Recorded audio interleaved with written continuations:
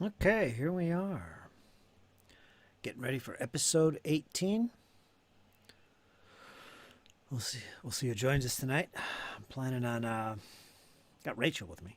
I'm planning on Patrick joining us with Magnolia, the barbarian, as well as Dane. We'll see when and if they show up. Should be later on. In the meantime, we're gonna move forward with Rachel's character, her newest character, just reached 3rd level. Althea, also known as Thea, who was in the last episode. It was a good episode. We introduced some new characters, the backup characters for our players. I always have my players have 2 characters. We had fun with that session. We introduced the gnome cleric, Althea, which Rachel's playing. We introduced Arthurian, a dwarven guardsman, a fighter. And we also introduced a goblin sorcerer played by Jesse, which was great fun. And also Patrick returning as the barbarian Magnolia, human barbarian. Bringing all the characters together. They met Tamley Tandervale at the Otari fishery. Arthurian old friend, Tamley. They got reintroduced. And also Arthurian met the goblin, Sheppy, who likes to hang out there at the Otari fishery. And later on, Arthurian and Sheppy explored the town of Otari throughout the day. Eventually ended up at the Crook's Nook, where they were introduced to Magnolia. There was a barroom brawl, almost. It actually took place in the back alleys that happened. And the characters ended up getting arrested, or at least Arthurian and Sheppy. Actually, Sheppy, no. Sheppy made off with Thea. Thea was watching from the other side of the back alley, and she was watching this go down, and she said, "You know what? Hey, I recognize you, Goblin. Come this way, run. Bring your friends if you can." And they made good their escape. Unfortunately, Arthurian and Magnolia ended up getting shackled, stripped down, and thrown into a muddy cell where they spent most of the evening. But thanks to Thea and Sheppy, the next day, kind of got him out of the Hooskow a couple hours early. Better than nothing, right? They all met back at Thea's little house. She lives here in Otari. And everybody got introduced. Now we're going to see what happens. What are these characters going to do now? In the meantime, the other characters, the main ones, Elias, Farley Tell, Ramirez, the rogue, who's been missing for some time now, Valafor, Dane, the fighter. They're basically going through some downtime right now. We're going to pick up with that later on in the coming episodes to see what they're going to be up to. Maybe a little cage fighting under the town. Maybe earning some money sweeping floors in the case of Elias. We'll see. We'll see. Honestly, he'll take any job. He needs the coin. Yes, he does. Yes, he does. Go ahead and introduce yourself and your character tonight that you'll be playing. Alrighty. Well, I'll be playing Althea, a gnome cleric. She's making her way in the world, finding out where she belongs and what Desna is calling to her and telling her what to do with this guidance. Up until now, she's lived a comfortable life in Otari, attending the Dawnflower, doing her clerical duties, and then she's been having these dreams with Sheppy. It was actually a reoccurrence of the events from the graveyard. And Sheppy saved her life. Now she's found Sheppy.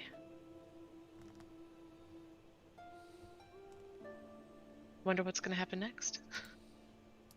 Yeah. Sheppy doesn't even really know what she's doing. You look familiar. Nah. One point he was thinking of eating Binley. Oh, not Binley! Binley doesn't make a good snack, trust me. No. Some good role playing in that session. That was really enjoyable.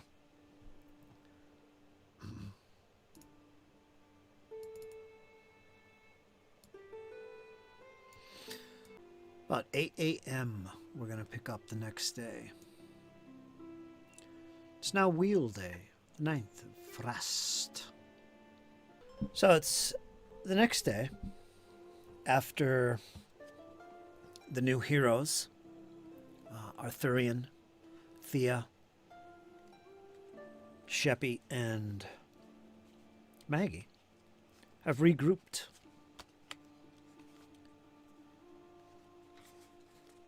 At Althea's house. I believe Arthurian and Maggie, got out of the Huskow by afternoon. And this was the previous day.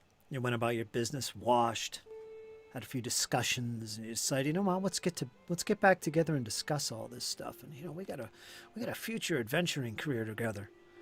And everybody went their separate ways. Arthurian and Chapt down to Chapt to the fishery. Not sure where Arthurian went to sleep. Probably the Crook's Nook along with Maggie. But Thea has her own little place. Near the center of town. Perhaps the west side of town. She's got her own place. Early morning the next day is where we're going to pick up.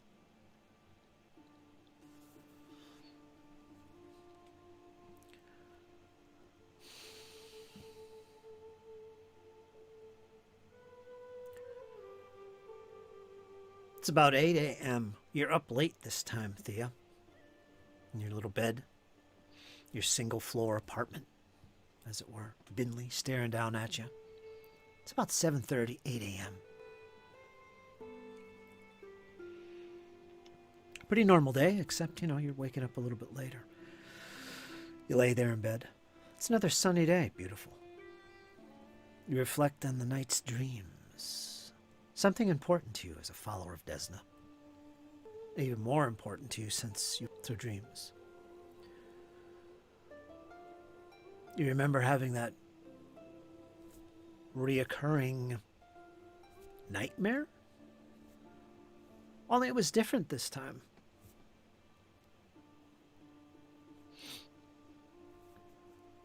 It didn't go as far as the cemetery this time. This time it was different. You remember vividly standing in front of the forest, the butterflies, once again, the purple and blue wings.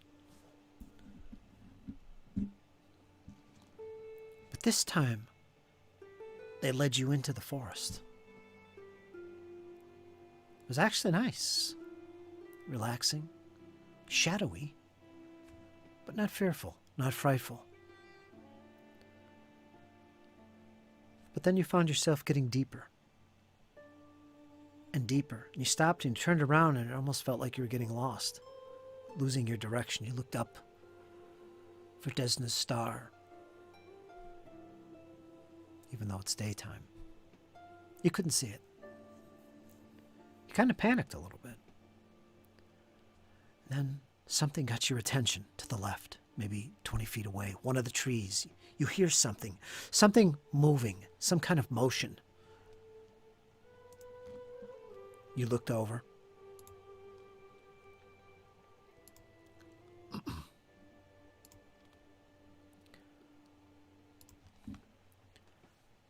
And you see at the base of this one great tree, this old tree, you swear you see something whip around the corner and out of sight. It looked wet. It looked slippery. It looked like some kind of lizard-like tail and out of sight.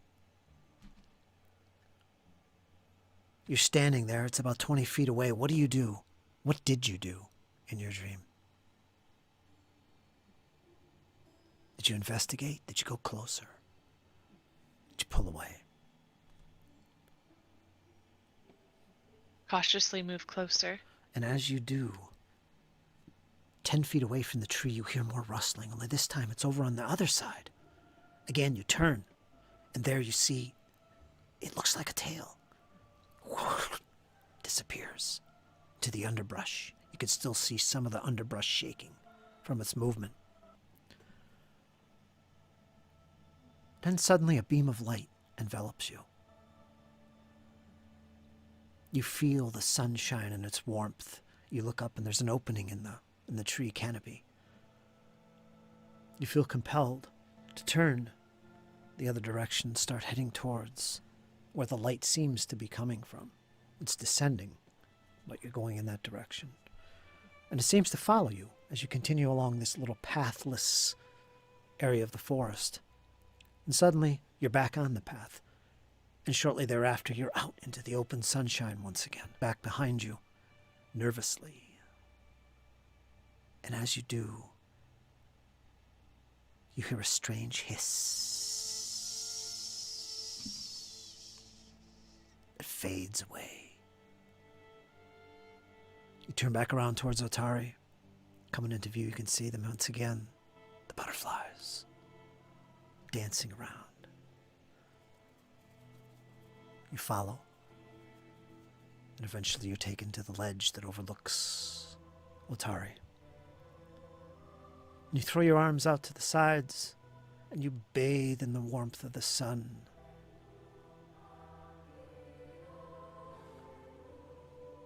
And then you wake.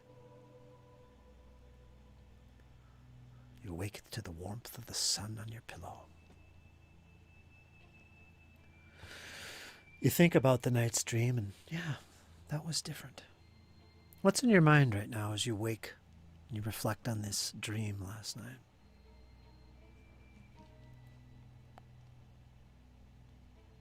I need to get better at interpreting dreams. You do. Was this metaphorical?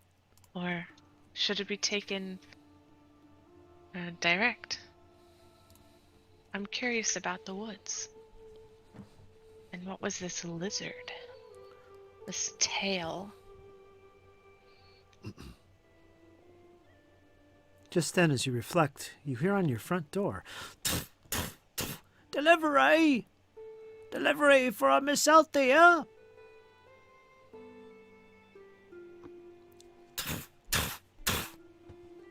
I throw on my robe, assuming I have a robe. You're completely naked.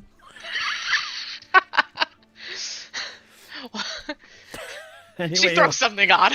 Okay, blanket, pillowcase. 1 second, I'll be right there. Hold on. Don't leave. Don't leave. All right, all right. She answers the door. You open the door, and directly looking at you, face to face, is this big, pudgy face of a halfling. And he's got a little cap on, and he's got a big pouch around his side. "Got a delivery for you, a Miss Thea Binley. Would that be you?" Yes, that's me. "Here you go. Sign here, please. Galantine Deliveries at your service, I might add." Thank you. She signs it, and her signature is small, just as you would imagine, just like she is. Barely legible, very tiny. And Very nice signature. Very nice indeed. thank you. Does it say who the package is from? Brastelwork. That's all it says. No name, just Brastelwork. And it's just a small little package, maybe a little box, 8 or 9 inches square. Oh, well, thank you, but don't leave just yet. Oh, I got a rush, ma'am. Oh, no, I can't it'll stay. take 1 second. It'll take 1 second. Okay. She runs to the back, because she's obviously has nothing on her, and she returns with 2 copperses. Well, thank you, ma'am. I appreciate that. Totally unnecessary, but thank you indeed. And then he turns about. "Well, I've got to be on now. Thank you very much." And he turns down your little step and onto the street. And, Safe travels. Thank you.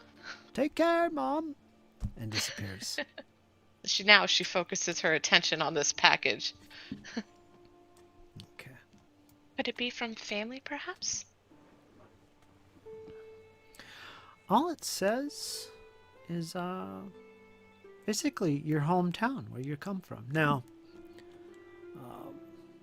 of course, Brasselwark, big city dominated by gnomes. It's a gnomish city. It's in the hills, the foothills of the mountains to the north in Kortos. That's where you were raised. That was your home. You don't remember much of it nowadays. You've spent all your time traveling and focused on other things like your clerical work, your religious work, especially here in Otari for the last 5 years. You have family there, but you don't recognize the handwriting. But before you is this little box. If you'd like to open it, go for it. Of course. You tear into it with your little fingers. There's a big string going around one way and then another string the other way. And you untie it and you pull away the papers. And inside is a little box and it has a lid.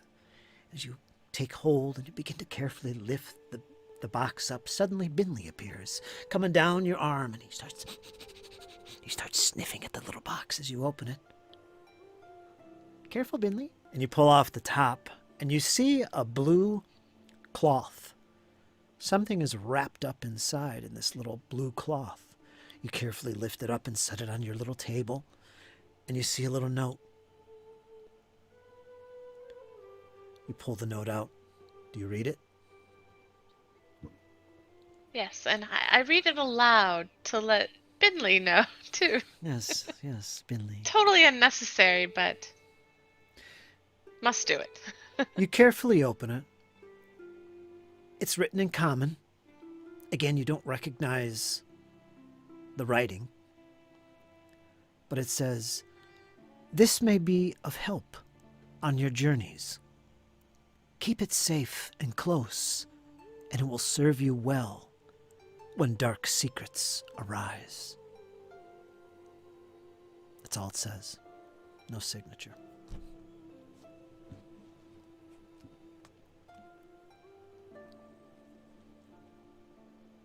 Althea looks puzzled. Now, whatever it was, it's wrapped in something blue. A blue cloth. A blue cloth with yellow fringe. What do you do?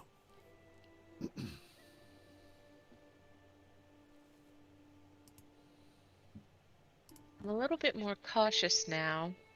That note claims it's to help me, but when dark secrets arise, kind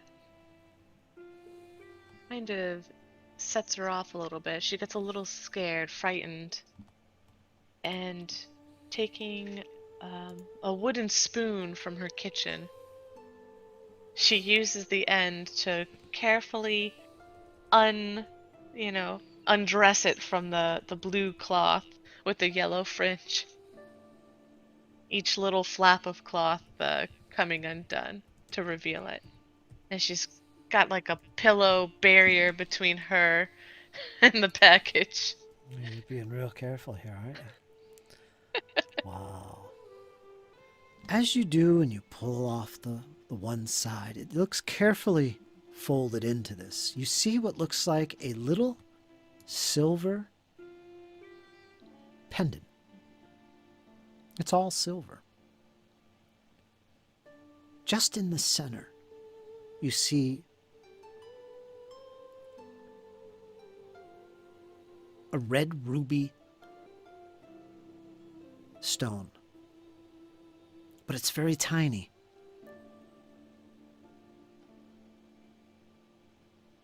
Around the perimeter of it, it looks like a serpent. A serpent. And it's clasping at the end of its tail. It goes all the way around the pendant. And on this pendant there is a chain to go around your neck. Quite nice.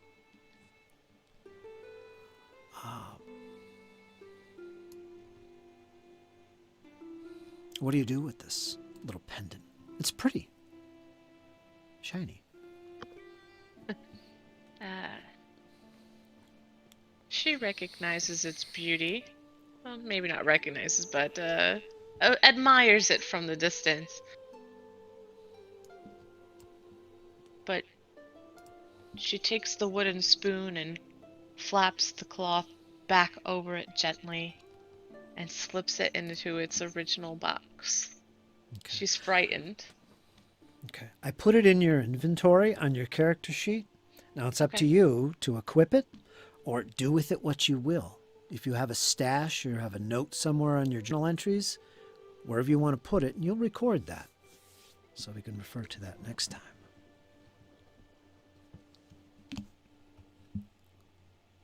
So,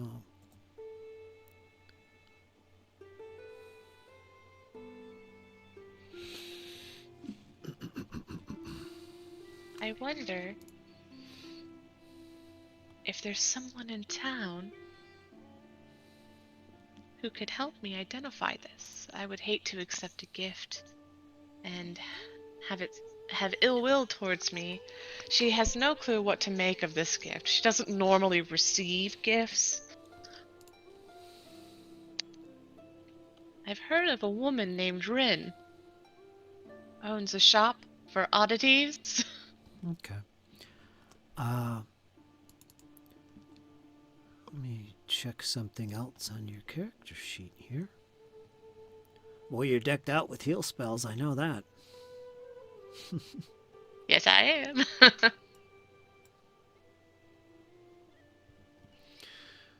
After the odd delivery, Althea is also going to make her daily preparations, naturally. I think that's an hour of time? Or 10 Yes. minutes? I'm Hour. not sure. Yeah, that makes sense. Hour of preparation time. You can reconfigure your spells and all that good stuff. If you want to do that now, go for that. Yes, she'll do that and regain her focus point. Do her daily rituals.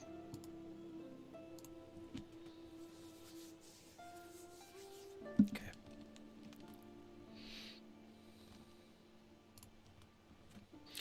Now, I added it to your inventory. It'll show up as mystified. It'll just say something like unusual pendant or whatever I put in it. And whenever you find things like this, you kind of want to use your recall knowledge and certain skills to identify magic, if it is. Also, detect magic spell is useful if you want to see if something's magical. And of course, there's other ways of finding out about something, like, for instance, just wearing something. That is, if it has any kind of powers or curse or anything like that. At the moment, Yeah, and then she turns to stone. yeah. And they find a pile of rubble on her floor in her apartment. At the moment, um, all you know is that all of a sudden you've got this gift from your hometown up to the north. Don't recognize who sent it. The signature just says Brastelwark, and that's it. But it says it might be helpful for you. Take care of it and hold it close. That's all you know. So, with that, I guess you would like to take that to check it out more with Rin. She's someone that might be useful. Also, the Dawnflower. Skills and magic might be useful in figuring out what this is, if it is in fact something you want to pursue. I hope so. She's going to take it to Rin, just because she likes to keep her cleric duties separate from her life. You know, work and home and work. Mm-hmm.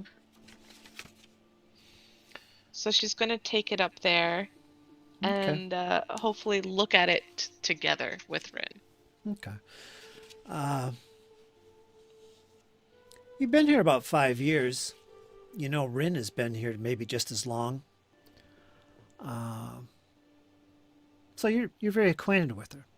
She runs a little business where she collects various little magical trinkets, but she also reads the stars for people, oftentimes without payment. Just a good story shared would be enough payment.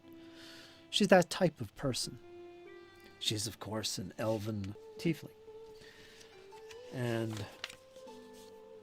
she keeps to herself. Friendly enough, very talkative. And you know her in that way. But I don't think you've really met her, or perhaps you did in the past, but nothing remarkably memorable. So yeah, you could make your way up to the north of Otari and find Rin's Wonders. And see what she might have to say about this. And about this time, around mid-morning, she's probably there. Who's to say? But you make your way up there, correct? Yes, with the pendant wrapped up and tucked away in her little small backpack. Just Okay. carries it with her.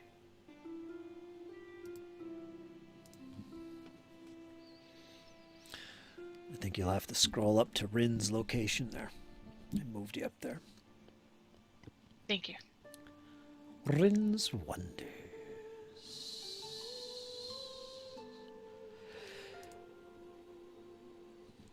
Across the street from the post office. Yeah, Galentine Deliveries right there. Yeah, it is. Awesome. Now, if you open up the location of Rin's Wonders, I added some new information. Maybe you've seen it already, but there's a wares listing, what you can get here and that kind of thing, as well as fortune telling and spellcasting service. She does offer limited spellcasting and that kind of thing, which might be useful if she has detect magic.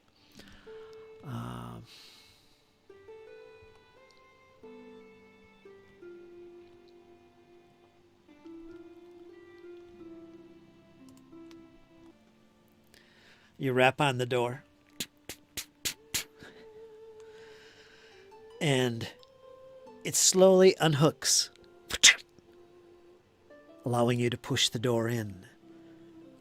And as you do, it silently opens, and you step into this semi-lit room. Curtains are drawn, and there, sitting at a little round table on the left. Greetings, my friend. How can I help you? Come in and take a seat. And as you Okay. and as you step in, before you even touch the door to shut it, it's already closed. And as you move closer to the table, she greets you. May I get you some tea? I have wonderful herbal teas. Yes, please. I would love an herbal tea. Thank you. And have a seat, then. In fact, I have a seat just for you. It has a little outward step to get onto, because you're a gnome. But she has that. There's a little fold-out step that drops down, and you can step up into this little human-sized chair. I mean, it's tall, but it's perfect. You can get right in there. And you pull yourself up to the little side there, and you wait for some tea. Yeah, she's not embarrassed. She'll use the step. That's great. And she comes out about 3 minutes later. And she has this wonderful, beautiful little plate with a nice little porcelain cup on it. Warm and it smells good. Very inviting. And she sets that down for you. Now, what's your name? I don't think we have ever acquainted. I am... Maybe in passing, but I'm not very memorable. Oh, don't say such words. It's okay. My name is Althea Binley, and of course Binley is with her, and he scurries right out of her arm sleeve into her hand, almost like a magic trick. And this is Binley. Oh, hello, Binley. I am Rin. Rin Svixi. Do you have a story perhaps you would like to share with me? What brings you here? Not a story, but I received something peculiar today, and I was hoping we could uncover its mysteries together. It might just be something plain, ordinary, but I wanted to check in with you because you have a pleasant reputation. Well, thank you, my dear. And Althea pulls out the cloth, and this time she unravels it in her hand, but the cloth is still a barrier between her hand and the pendant.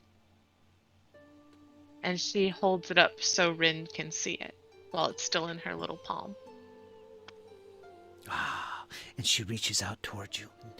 And she, with her left hand, it goes under yours, cups your hand, and with her other hand, she comes down on top of the little pendant, brushing aside the cloth and looking closely at it.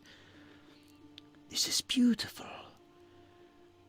Although I do not know the serpent, what that symbolizes, but I see the ruby. It is like it symbolizes some little light in the dark, perhaps. And then her hand goes to the chain that stretches out in her hand. It could be worth quite a bit as well. Are you selling this, perhaps? I don't think I could sell it. It was a gift. A gift. I see. And what service can I offer to you? What is it that you would ask of me? Magic, perhaps? I am afraid. Yes. I am afraid I have very limited magic. However, let me bring this closer to my light.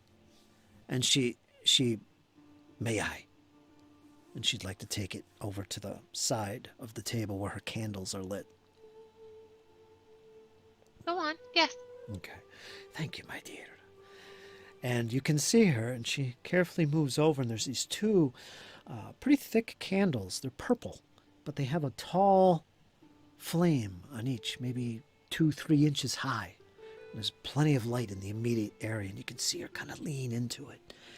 And her fingers go all around the perimeter. You can see her moving across this little pendant. And the pendant itself is about maybe no more than 2 inches around. So it's not too small, but it's not too big either. And her fingers go around it, and her eyes look at it. She turns it over on its other side, and she's looking at it, and she's going to make a check. She's going to make a die roll.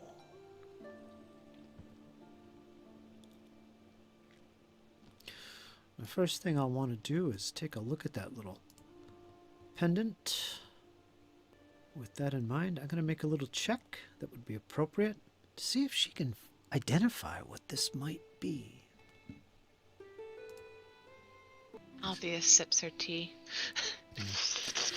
This tea is quite delicious. He offers some to Binley, who doesn't seem to want any. Okay, I got a nice DC here. Let's make a roll. Okay.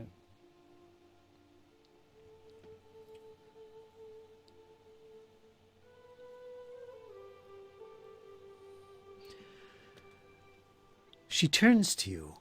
You are indeed lucky, my dear. You have found a pendant of knowledge, a pendant of mysterious knowledge, occult, of which I am particularly interested in myself. And what I'm going to do, first of all,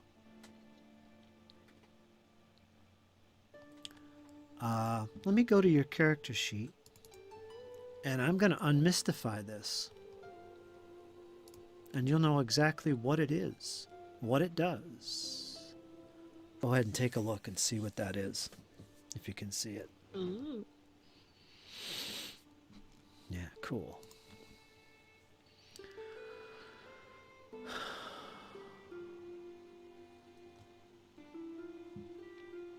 Yes, it does have that shape of an eye inside of it. But added onto the description of it is the fact that it does has this snake going around it. And at the center, there is this little dot of a ruby, which you can imagine would be the actual center of the eye shape itself.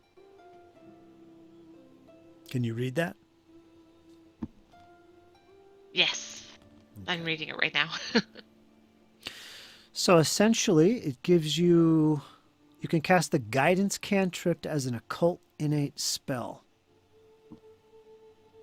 You get a +1 item bonus to occult checks while wearing the pendant. So basically, you get a guidance cantrip, all right? And as an innate spell, which is pretty powerful.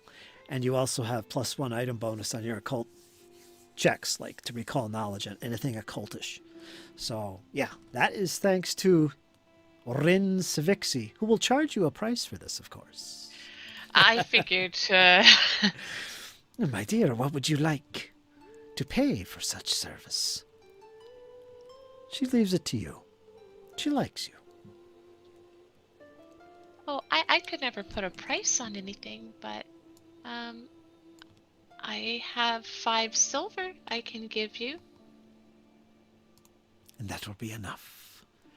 She gladly takes the 5 silver. All right, so you have a pendant of the occult added to your inventory. Pretty useful, pretty nice, pretty sweet. I will use this to aid my journey. You will. As long as I remember to use it. Mm-hmm. Yeah, okay. Is that who I think it is that's just joined? I guess. How you doing, Dan? We'll have you join at a perfect moment. Don't worry. Althea, you're at Rin Savixi. She just identified this for you. You gave her some coins as a thank you. You've enjoyed your tea. Binley as well. And what would you like to do at this point?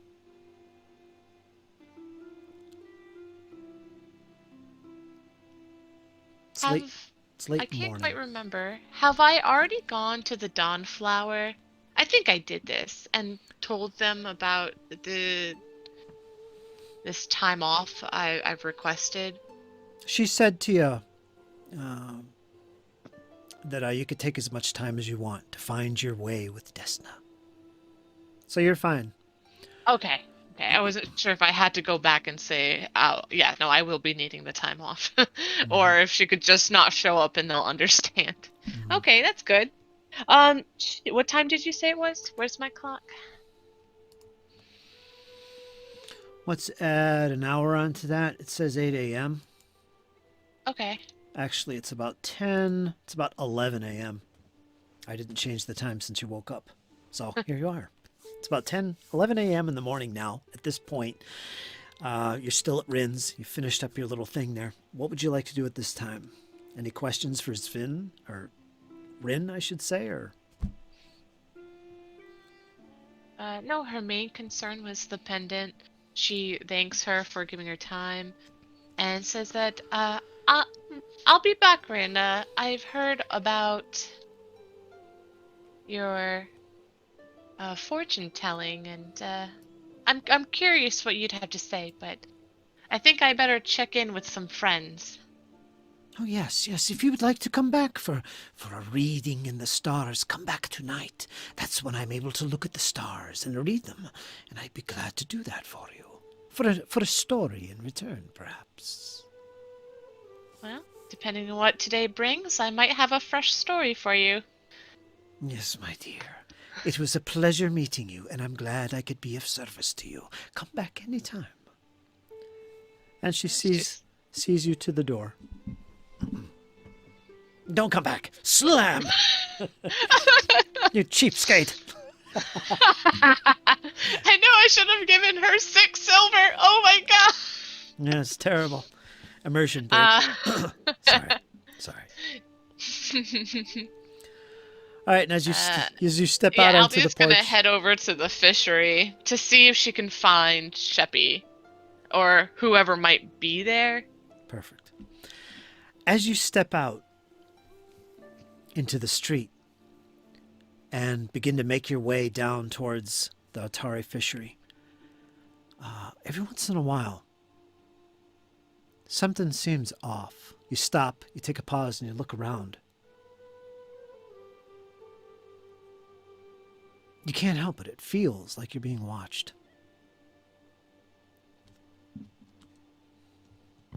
Can I roll a perception? Yes, you could. You can do I suppose a seek? Just tell me exactly how you're going about this. Like, are you listening, pausing, taking a break, looking to your left and right? Just describe for me what this would look like, and I'll decide what you're going to do.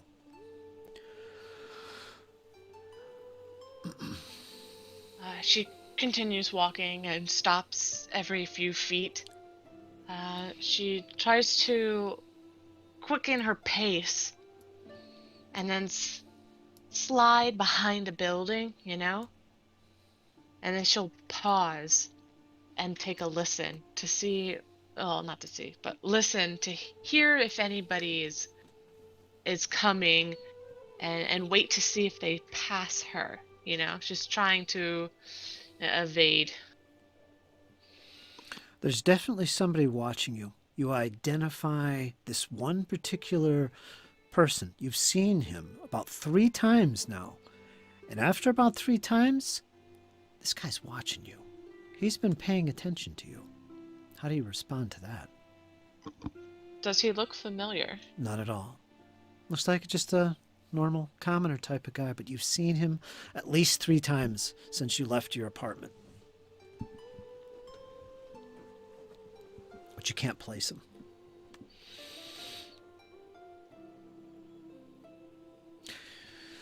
He's about 20, 30 feet.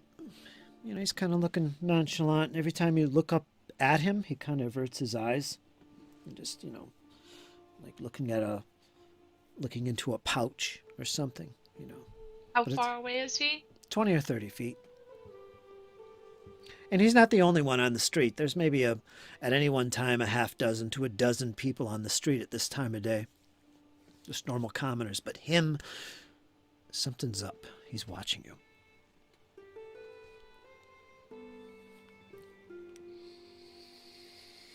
He will continue walking up until probably here, when she's closer to the Otari fishery. Okay, right when the beach comes in sight. Look. Is he still following? Yes.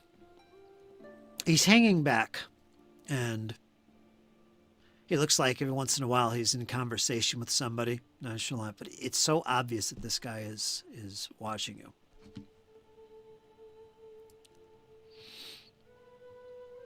Now, at this point, as you've reached this point, out of the alley, right behind you, maybe 10 feet away, suddenly is Arthurian.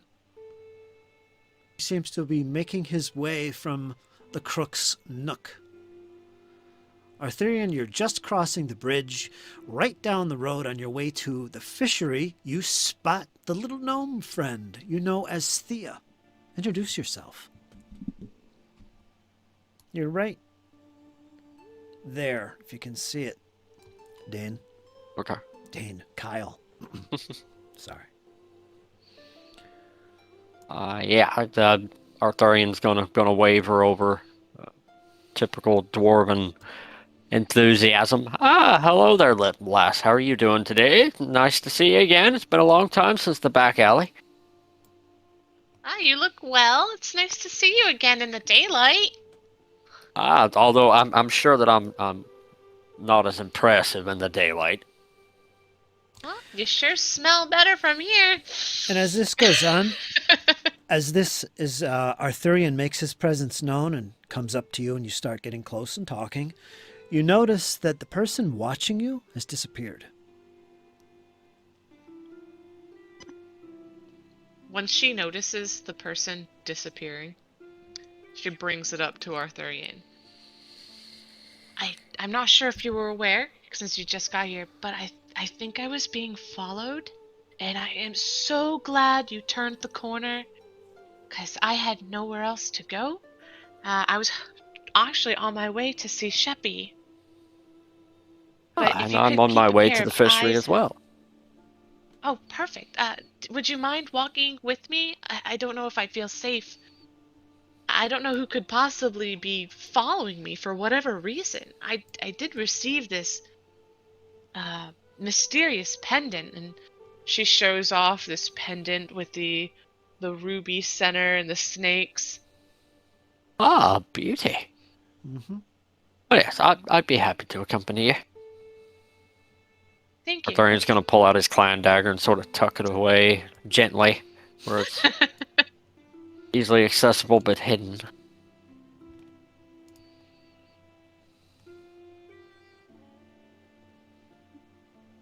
Okay. Make your way to the fishery. Yeah.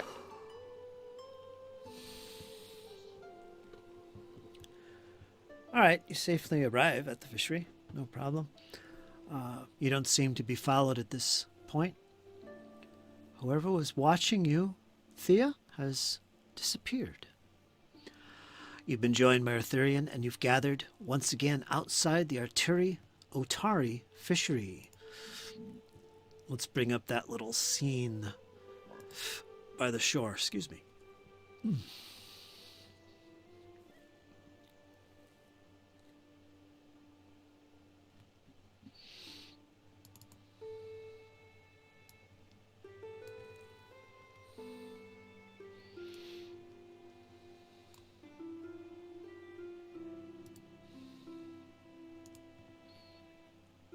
There you go.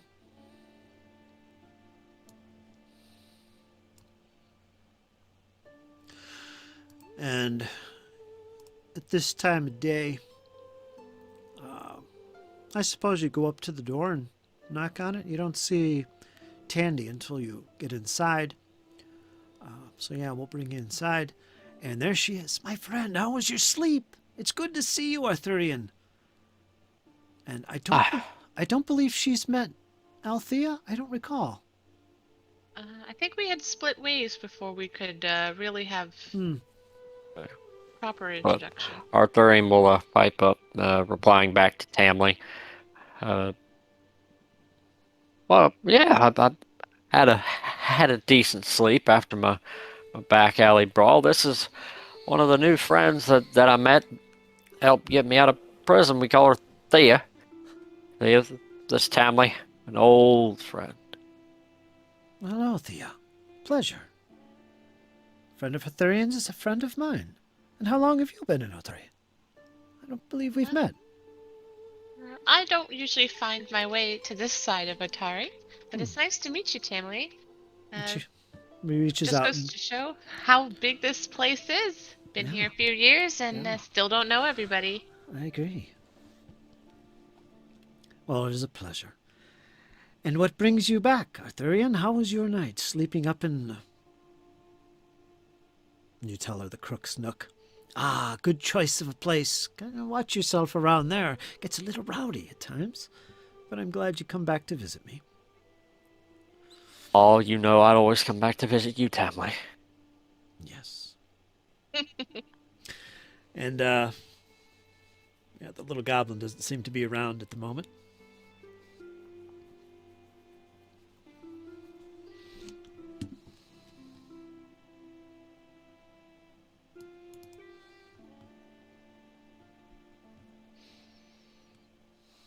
Where is our little Steppy at now? Oh, I don't know where he could be at this time of day. Usually he's here running errands for me, but I haven't seen him. We are busy today. I just sent off some of the boats. They're collecting some of the fish, and they'll be back later in the mid-afternoon, perhaps.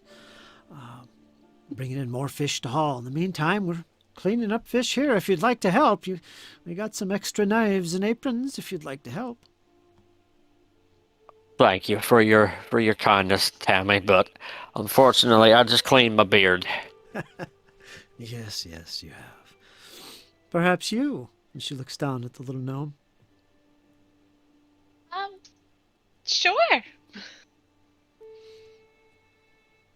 And just then she spots movement in your shirt, and out pops Binley's little head, looking around. Oh, what is this? Is that a mouse? Yes, don't be frightened though. This is just my familiar, Binley. Binley, this is Tamily. Well, how you do, Binley? Back when we were up north in the fishing, we'd never tolerate mice. But welcome. It's a pleasure.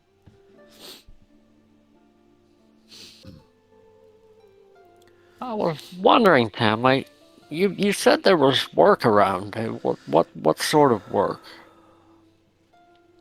Well, what kind of work would be available, eh? There's always room for adventurers. You can look at the help wanted signs and posts out in front of the taverns and inns around town. I'm sure you could find work that way. Other than that, there's always work here at the fishery. Like I said, we have spare knives and aprons aplenty. You could even go out on a boat if you wanted. Rumor has it there's some folks going into the Gauntlet recently. You might want to look up those fellows and see if they would welcome you in their group. Perhaps that's some work. Or perhaps you'd go out on your own. Up to you, I'm sure. Dangerous, though. Not my kind of work. I'll stay here in the fishery. I'll be sure to spread a tale or two about whenever we come back. Yes, I hope you do, my friend. Were they inside or outside?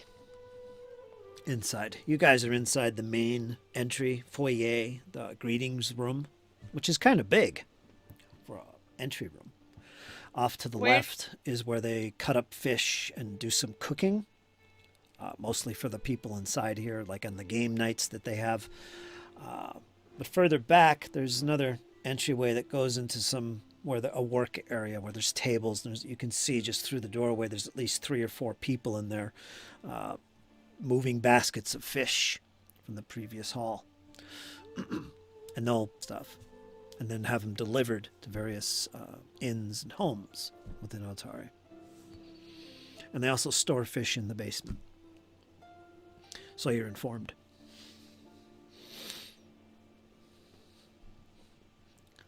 If she starts wandering off, does Tamily stop her? No.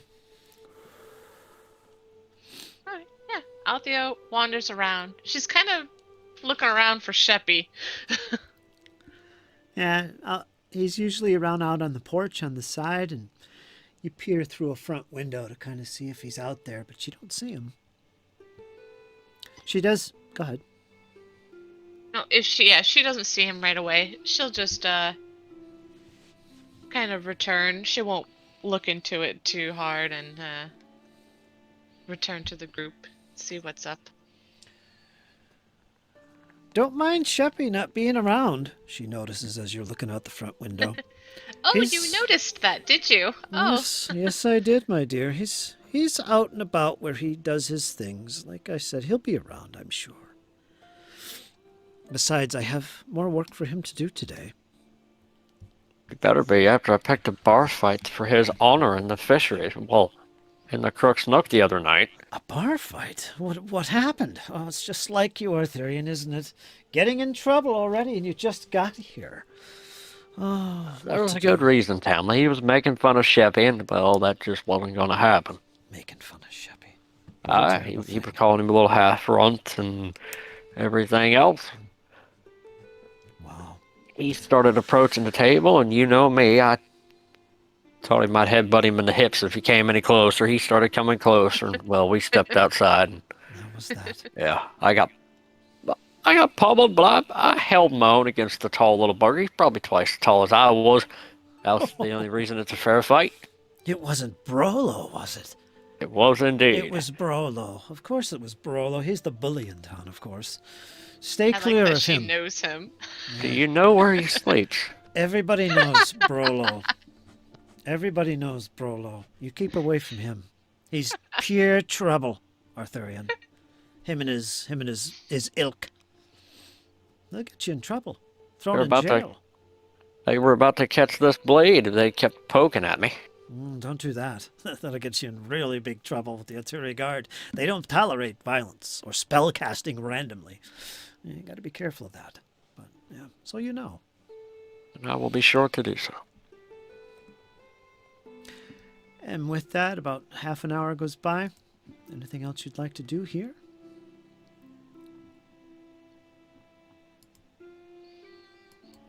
Just basically sit and catch up with Tamley a little bit more. Okay. Thea, what are you doing in this 30 minutes besides looking out for... is there anything else? Anything else? Right now you're inside this room and you're wandering around having conversation. She perhaps brings out some tea to get back to work. That kind of thing. Is there anybody else here? There must be workers, right? Yeah, there's about 3 or 4 workers in the back room. You can see them moving baskets of fish from the previous hall. Well, To she the won't basement. go anywhere near that because Okay. that's just filthy. Indeed. She just starts cleaning. Honestly, Okay. Althea's going to nonchalant clean. Okay. Whenever Tamley turns her head, like Althea is just like organizing something, pushing a chair in, or wiping a Okay. table down. All right. She's out of control. And Tamley appreciates that, but after the 30 minutes, she kind of makes her way back to work.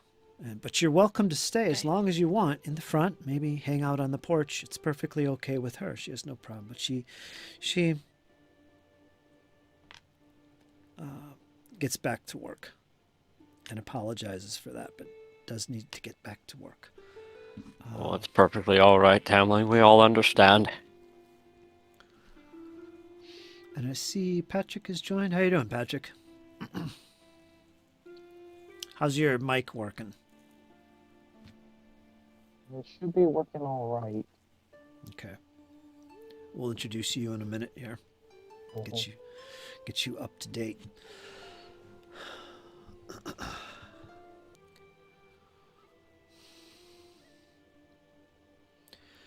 While you're doing this, Thea, glancing out one of the windows, for a split second you see that person that was watching you earlier. You're sure you saw him near the border of the wall of houses that lies beyond the fishery, behind it, in fact. You're a little bit conscious of it and his presence. You've been watching here and there, and you're sure you saw him once again. He has a red vest and a white shirt. Looks like a typical inhabitant, but he's always there. You swear he was watching. I like hastily pound on Arthurian's armor, so it's more like a tink, tink, tink, tink. What? There he is again. Where? I told you, I'm being watched. The guy in the red vest. Arthurian will get up and look out the window. Do I see him at all, friend?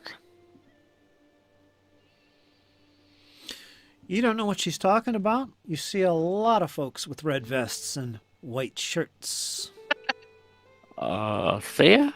Well, how long has it been since you slept last? I got some decent sleep last night.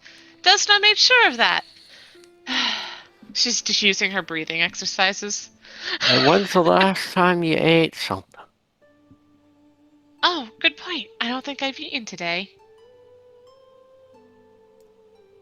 Or drank I something? had some tea. I was at Rin and I had some tea. Oh no. Was it magical tea? I don't know. I've never had magical tea before. I don't know what it tastes like. She said it was herbal. Oh, I have no doubt about the herbal part of it. I'm gonna walk outside. Just keep an eye out for anyone being weird. And Althea walks out of the fishery, almost kind of out in the open, and like nonchalant, like she tries to act inconspicuous out in the street, like as if she's waiting for someone. Okay, but you're not trying to be obvious that you're looking around and seeing who was it. Are you being obvious, or are you just being a little bit stealthy yourself? regarding this little fan of yours. She's trying not to be obvious. Okay. You don't see anything out of the corner of your eye, but you're definitely being conscious of it. You're making yourself known. But in the meantime,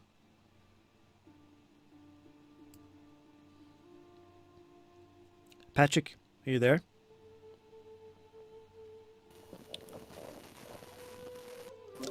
Yes. Okay. It's about late morning. You've wandered your way back across the bridge. Said your farewell to Arthurian. He said he was going to head down to the fishery, check up on Tamlin, see what's going on. She's probably working, you said to him, but he didn't mind you and he kept on his way. You, on the other hand, thought about this other new friend. Strange little goblin, but also the gnome. You decided to wander your way back around last night's scene behind the alleyway. You continued on to this little abode of Thea's, trying to make sure you can pinpoint locations. Part of your training in your past was to always remember locations and people and always be aware of things. And you wanted to double check on Thea's abode. You found yourself there. You're pretty sure you found her house. You were there the previous evening. It's now the next day.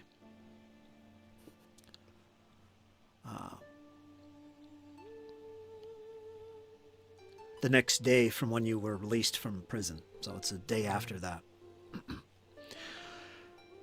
And you approach the door, and the first thing you notice, the door is ajar. It's not closed and it's locked. Perhaps she's inside. What do you do?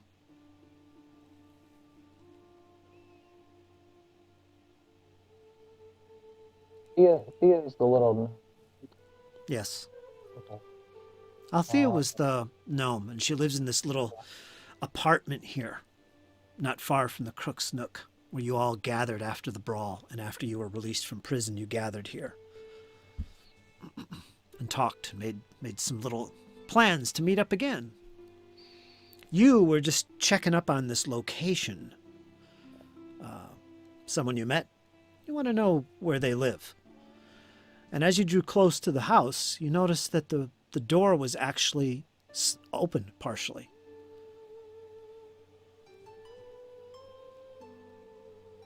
Magnolia will slowly, stealthily make her way to the door. All right, you're in full daylight. It would be hard to use stealth, but I know what you mean. You just, Yeah. for flavor here, you're just nonchalantly moving up to the door, right? Yeah. Okay. And then, if she can peer in to see if she sees anyone inside. All right, do you peer inside? The door's open. Yeah. You look inside. It's dark. All the windows are covered. You can't see inside the windows. It's not letting any light in. But the first thing you notice, chairs, tables smashed, tipped over, laid on their side. No sign of anyone, especially the little gnome.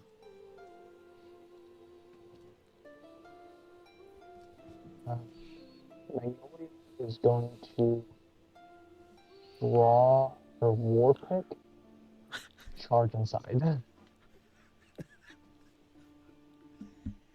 Pick in hand, you enter. There's no sound.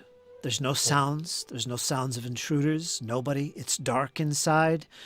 It obviously looks like the place has been ransacked.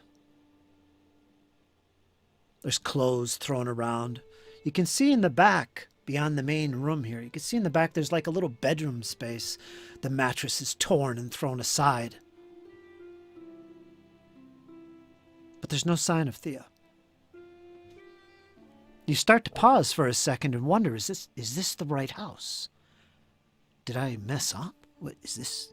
And you recognize this is the house. You recognize this room, this main chamber here where the tables and chairs are turned over, this living room. This is where you were. Something happened.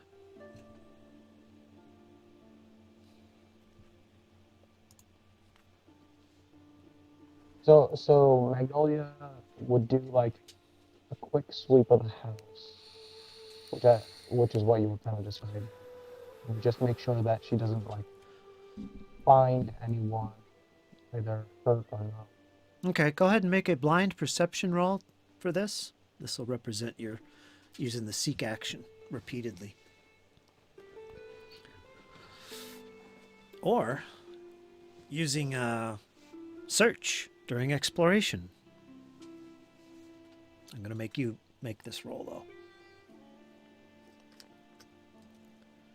See if you find any details.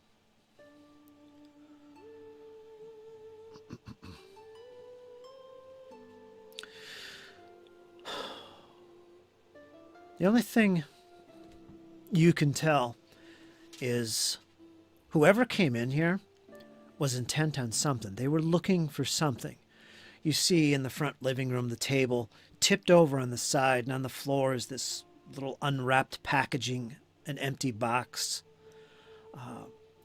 You see over on the wall a painting torn off the wall, like as if somebody was looking for a secret compartment. Somebody was looking for something.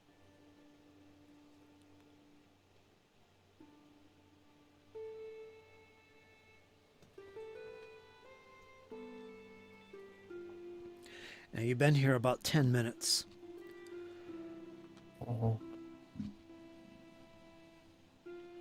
What's going through your head?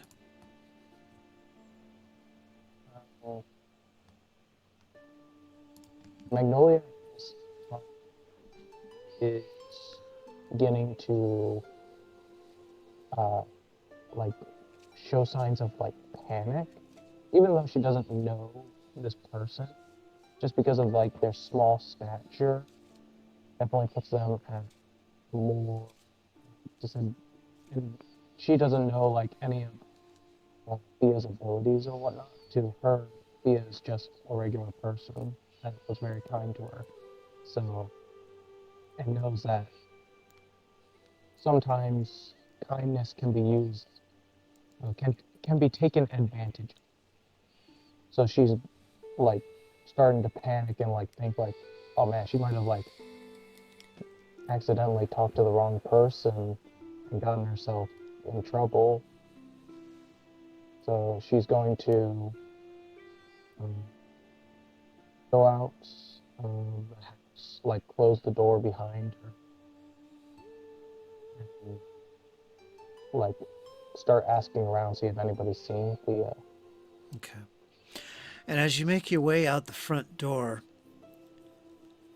it doesn't look like it was forced open. It was left open. There's no broken hinge, no broken lock, no latch. It's not broken. It was just left open. You did notice while you were looking through the room, giving it a once-over, there was a back door. Does that show any signs of being broken into? That does. Something forced its way from the outside in. It's all the back door.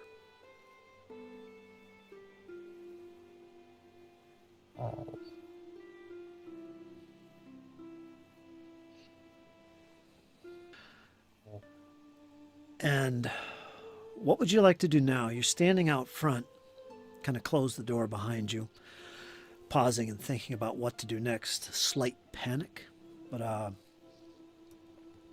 it's been about, we'll say 20 minutes at this point since you last talked to Arthurian. You know where he's at.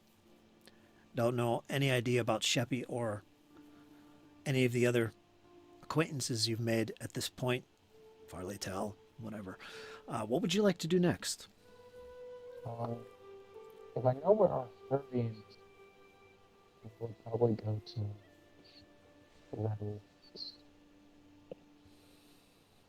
He went to the Otari fishery. Yeah, I would probably like try and track him down, All right. keeping an eye out for Thea or any of the other companions. Okay. You head towards the Otari fishery.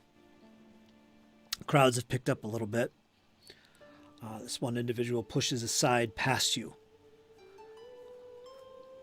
and seems to be moving quite hurriedly away from the fishery, down the alley towards the Crook's Nook. Moving on, you make your way forward. It takes about another 10, 15, maybe 20 minutes to finally get to the Atari fishery.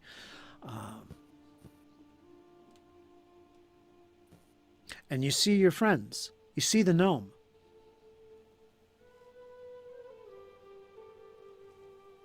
Kind of lingering outside.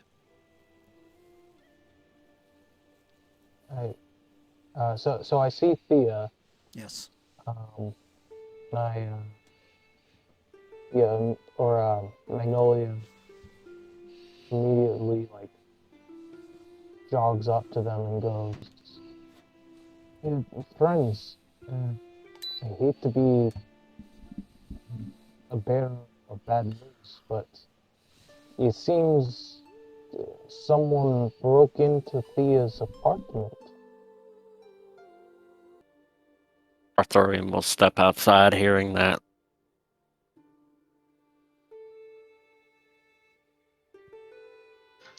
Did I hear you correctly? Did you say someone broke into my house? Well, it certainly seems that way. Back door shows signs of being kicked in. Was anything damaged or taken? Yes. Well, take it. Yeah. Yes. Yes. Oh no. Well, there's a lot of This yeses is to a only two rental. questions. It is a complicated situation, but in short term, yes.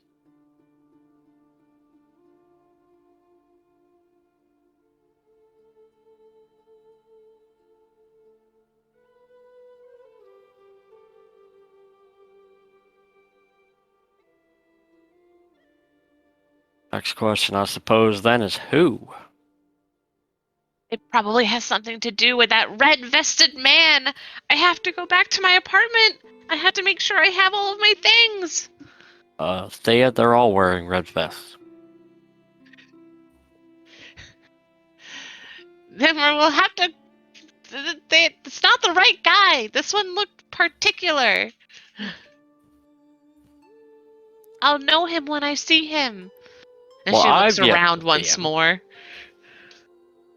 Sorry, a bit late to story time here. Red vest? What is who is figure? Won't even think about it, lass. We've already been down the rabbit hole here. Somebody has been following me. I stopped at Rin's. Okay. I got a gift from somebody. You don't need to know. But I got a gift. I went to Rin so she could help me figure out what it was.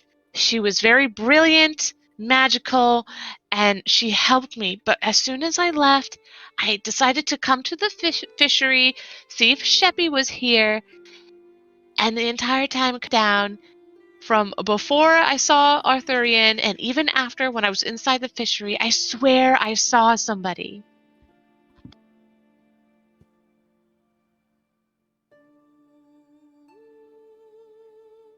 See, lass, we're in the rabbit hole now. First off, respectfully, do not call me lass. My name, call me Maggie. Much easier for people.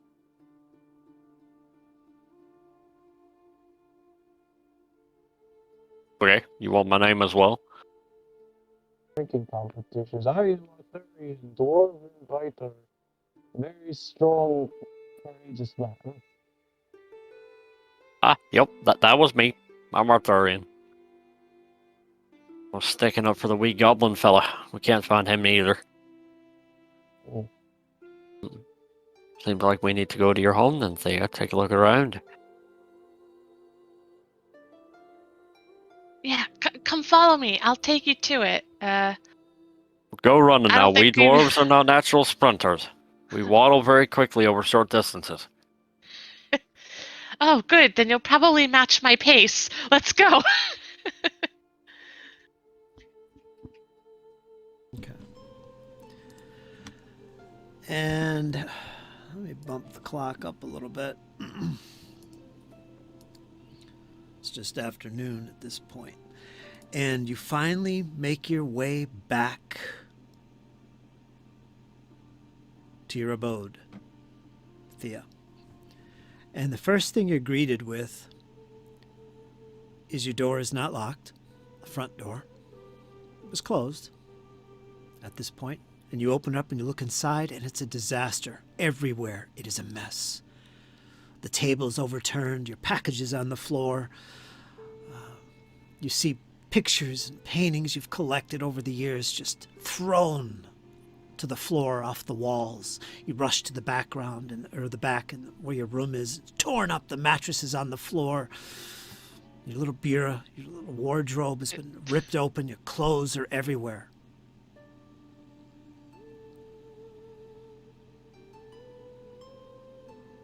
I didn't mean to roll that. So sorry. Survival. I actually was trying to go with something along that line if I could examine the room and see if they've left tracks or some kind of trace of who might have been here. Okay. Perception comes to mind. Survival? Mostly that deals with wilderness, I think, but isn't that He stepped wisdom through as my well? backyard garden. There are Ah, tracks in my flower bed. you can do that. You can look in the back if you want. Check that out. Maybe there's some tracks. That would be a survival check, which is wisdom. That would be a blind roll. If you want to make a survival check to track, you have to be trained in survival. Actually, let me I'm check. trained. I could do it. All right, whoever wants to do that, go ahead and make the roll. You could each roll it. Yeah, let's do it together. As long as you Blind? trained. Yeah, blind. Yes. We're trained in survival, so Lily will just be here. She'll be standing next to like one of the windows and just peer out and check for like red cloaked men. Moral support. But Althea does take note that everything's been turned over, including the little box. Mm-hmm. And for that matter, Althea, also make a blind perception roll as well for the inside. Oh gosh, if this is related to the pendant I just received, I hope that delivery guy's okay. He's probably been ransacked or he himself has probably been torn apart just like my apartment. Either that or he's the one who did it.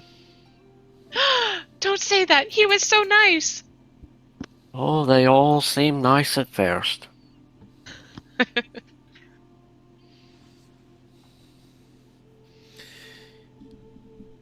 In the backyard, both you and Dane, while you were looking for tracks, you don't see tracks per se, but you do see one boot print.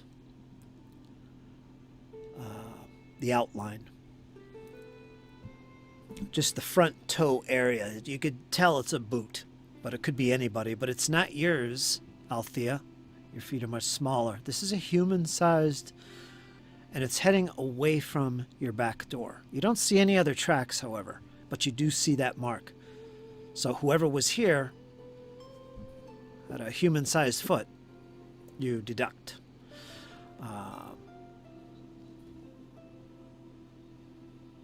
You do get the impression inside that it does also look like somebody was looking for something. I mean, the way they were searching and ripping up stuff just doesn't make sense unless they were looking for something hidden. But you don't see any other clues. Magnolia, you see nothing. What do you do? Now, you didn't make a perception for inside. If you want to do that, you can do that.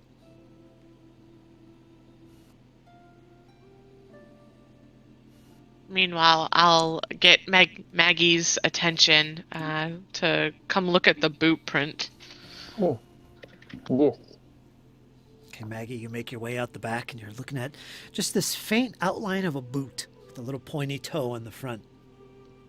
It's definitely human-sized, not Althea's, obviously. And definitely not Binley's. Definitely not Binley.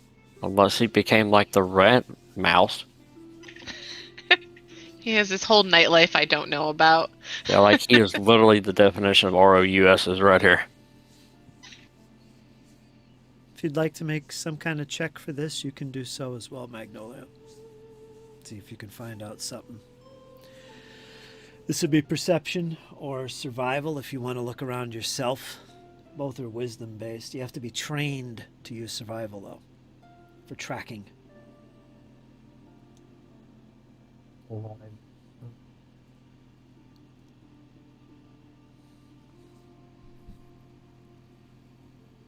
If anyone has underworld lore, that's another thing that might come into play. Like, oh, they left clues. It's the Osprey Club, Thieves Guild. It's these evil culprits. Here's their marking. You know, that kind of thing. Of academia. Let's not get crazy here. Yeah, I don't think that'll help me. Society. To the library. To the library, Oh. yeah. I'm trained in society. Yeah. Well, use perception. Give it a straight up blind perception roll and see what you come up with. Yeah.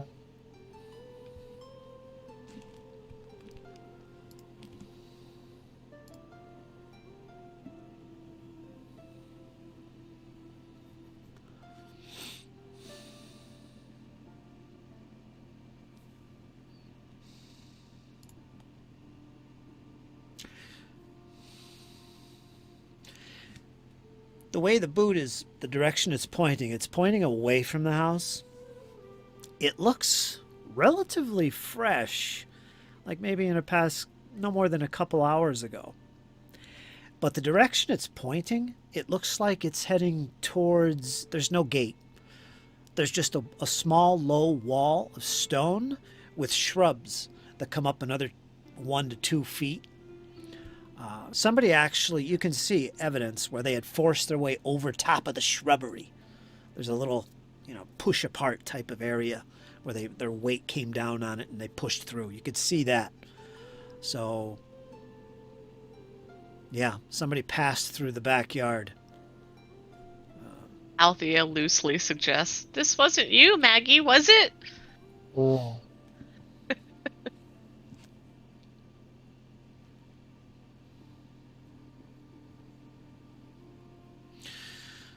As you're doing this,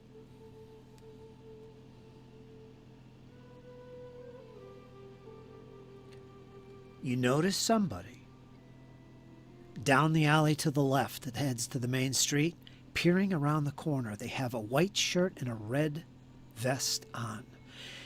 Just as you pull the shrubs apart and look, you see them, and they're looking right at you.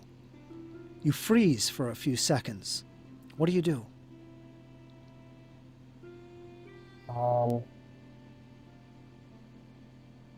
Quickly, what do you do? I'm going to look at straight at them and try and run and grab. All right. Put yourself in initiative and roll initiative. Go ahead and roll your initiative. This would be perception.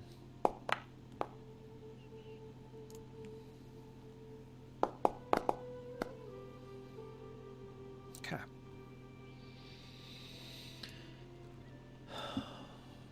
in the amount of time that you take as you're looking and you spot this individual, they disappear out of sight, running to the north, across the alley, which you see him. You see him clearly for a split second. He's a red vest, white blouse, and he just takes off and disappears out of sight around the corner. What do? You get 3 actions. I'm gonna use all 3 to just dash. What's your speed? It should be now 30 feet. Because I took the fleet. Yeah, you did.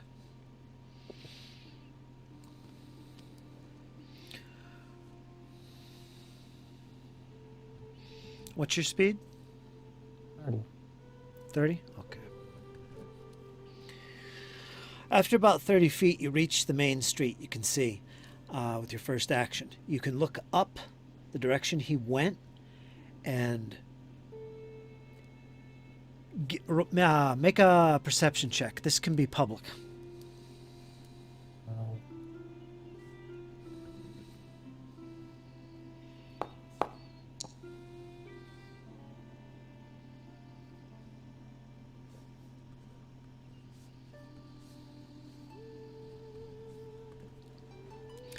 You see him. You can see him. You can recognize that red vest. You don't see anyone else that looks just like him, and he is running.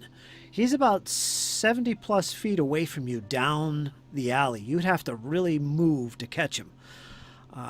You just made 1 action. You got 2 more actions. You got 1 more action. You made a seek. So go ahead. You got 1 action left. I'm assuming you're going to tear after him. Yeah, tear after them, just yelling, "Come back here!"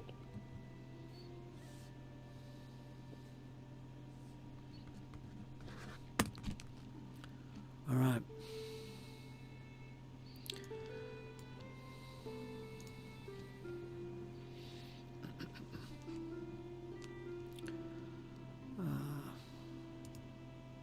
There we go. Let me put him in the tracker there so you could see him. He is running, and let's see, that puts you, okay, about 45 feet, and then he's booking.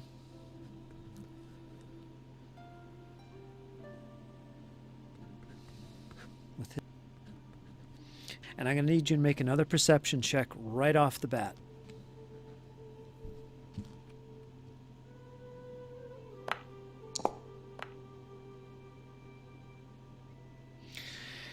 He goes down a back alley. He disappears out of sight briefly, but you're able to move up there and catch right behind him. You can still see him. He's trying to go down these little alleyways from you.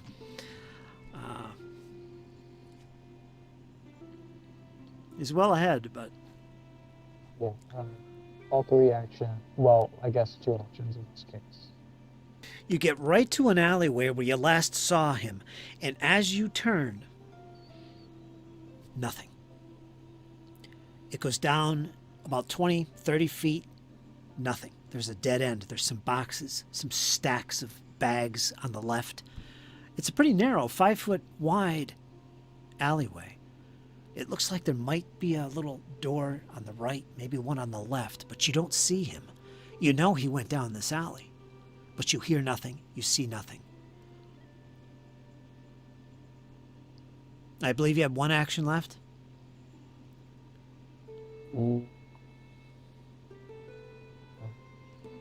If not, it's okay. We'll go to the next round.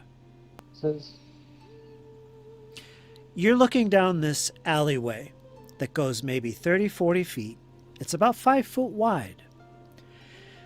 There's nothing but boxes and sacks along both walls of this 5 foot wide corridor. It also looks like there are doorways, at least one, on each wall of this 5 foot wide corridor.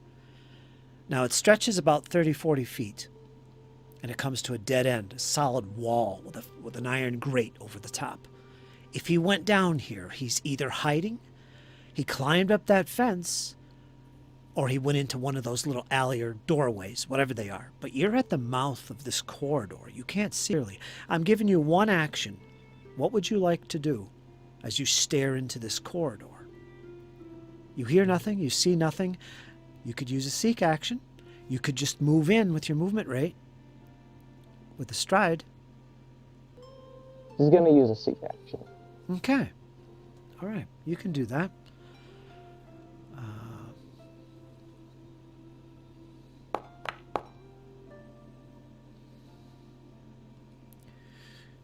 You don't hear anything. You don't see anything. I believe you mentioned there was a fence there. Like, About 30, 40 feet in front of you at the end of the alleyway, what would make it a dead end, essentially, is a wall that's about as high as you, a stone wall. All right? But above that is like a metal series of metal bars, which are maybe 6 inches apart, and they go up another 2 feet. So it's over your head. You'd have to climb that. Yeah, that would be like incredibly hard for somebody else. It would take a climb check for sure. Yeah. In that case, she would probably just go to the first door on the left, see if it's locked, and if not, open it wide, see what she sees. As you move about 20 feet down this corridor, there, to the right, perfect view, hiding behind one of the boxes, is this human man. He's got a red vest and a white blouse, and he's kind of hunkering and holding himself motionless. He's not looking at you. But you stop. He's not moving. What do you do? I reach down, lift him off the ground, and place him against the wall. I go, got you. Oh, don't hurt me! Don't hurt me! Please, please! And with that, we're going to go back to Arthurian and Althea. Now, you've been in the backyard here looking. You saw, for a moment, you especially, Althea, you saw Maggie. She was looking over the wall where you have some nice fine shrubbery. But she was looking through that one, and all of a sudden she tears off through your nice shrubs and disappears out of sight. You're not sure what she was doing, but she was making haste. What were you doing all this time? Now, Arthurian, I believe you were in the house when this happened? Yeah. Okay. Althea would get back into the house and tell Arthurian, Maggie's run off. I don't know where she's gone. Quickly, Quick, let's go. let's go. Yes. And Althea's going to close the door on Arthurian's her way gonna out. book it. All right, you going out the front door? No, I'm going out the back. All right, over the hedge once again. Yep. Ruining it, just ruining it. Got a big dwarf pounding his way through the shrubbery, cutting it down. If it wasn't destroyed before, it surely is now. Yeah, the walls coming down and everything else, and that's have to be repaired for sure. Have to talk to that halfling. He seemed friendly. He might help out. But anyway, you make your way through. You notice one of the neighbors staring out the window, peering down at you, and you make your way out to the main street. Now, this was a run for Magnolia.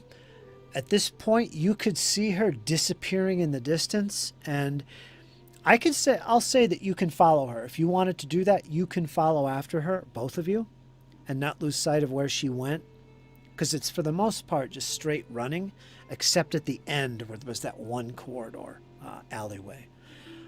So what I'll do, just for funsies, I'll have both of you make public perception rolls to keep from losing sight. I have a DC in mind. You both make them public, and I'll tell you if you lose sight of her or if you follow her right to where she reached. So go ahead and make some public perception rolls because it's fun.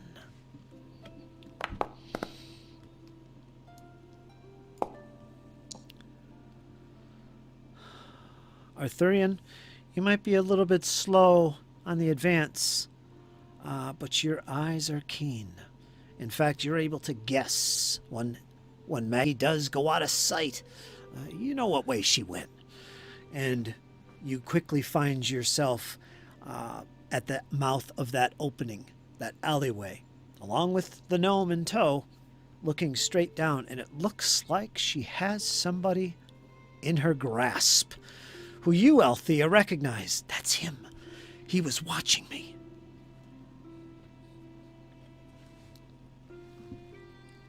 What would you like to do? That's him! Is that your girl? It's Yeah! Hold him down!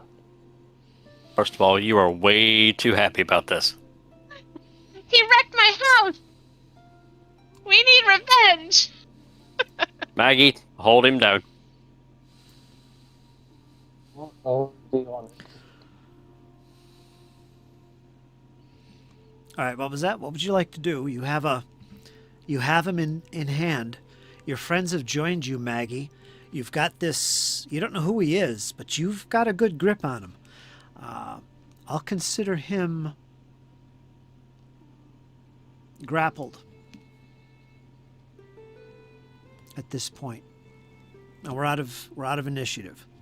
Hit him against the wall, slamming his back onto it, and go, "Why are you stalking this small lady?" I know nothing. I don't know what you're talking about. I wasn't doing anything. Don't lie to her. If somebody wants to see if he's being deceiving, go ahead and make a perception roll. Blind.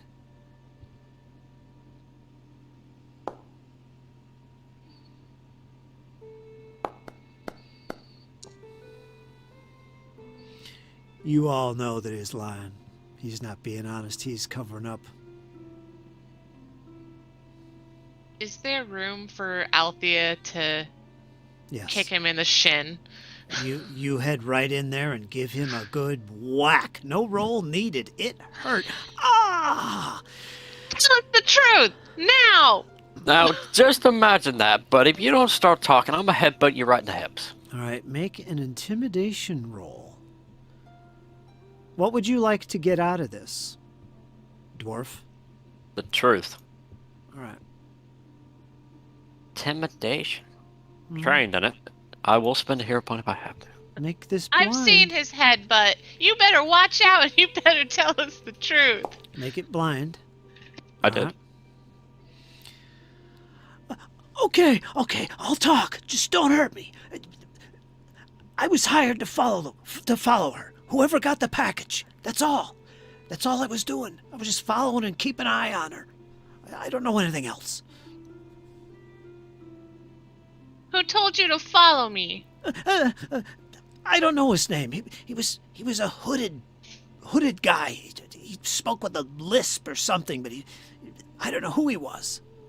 He gave me 5 silver pieces to follow you, keep track of whoever got the package, and follow you. Where did you meet him? Outside of Atari, there's a little spot out there where we're supposed to meet him, or I'm supposed to meet him later tonight. When did you say you'd get it back? Well, that was tonight. We were supposed to talk with him, or I was supposed to talk with him. Alright. If you know what's best for you. Uh-huh. Meanwhile, Althea is just talking to this guy, and Magnolia and Arthurian are just... Yeah, you won't be making it to They're you. the muscle. Keep the dwarf away from me. If you know what's good for you, you're not going to go back. And you're Oh, going to no. tell us exactly to the T where you're supposed to meet. Miss Thea, I have a better plan. Right to the spot. But can you trust him, though? I have rope. Well, he can't be tied up, can he? Okay, don't tie me up. I'll tell you what. I don't know this guy. He gave us he gave me some coins to just follow the gnome because she got the package tonight outside of Atari. I'll show you where it is. Just keep the dwarf away from me. I don't I want don't it know. anymore. Them kneecaps are looking mighty tempting. I don't know what else to tell you. Do you know what the package is? Or was it just like the marker, essentially? No idea. Althea covers the pendant so he can't see it.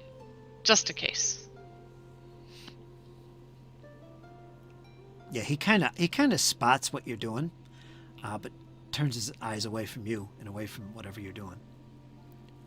Yeah, tonight we're supposed to eat with them, out in the woods, and I don't know what else to do. I could show you where it is, but just keep that to me, please. Forward. Ah, First of all, settle down, or I really will headbutt you right in the hips. okay. You No. take us to where this place is. We'll let you go All right. on one condition. Okay. You have to work for the fishery, skinning fish for the rest of your life. All right. Anything you say. I'll skin fish. I'll clean the bones. I'll do everything. Just don't hurt me. That sounds agreeable to you two fine ladies. I find that agreeable. He got four silver and a job today. As long as he doesn't step out of line. If he does, then I know where he is. No. I'm sorry. I didn't want to get involved with this. It just. Lead on. And with that, they mark off some time.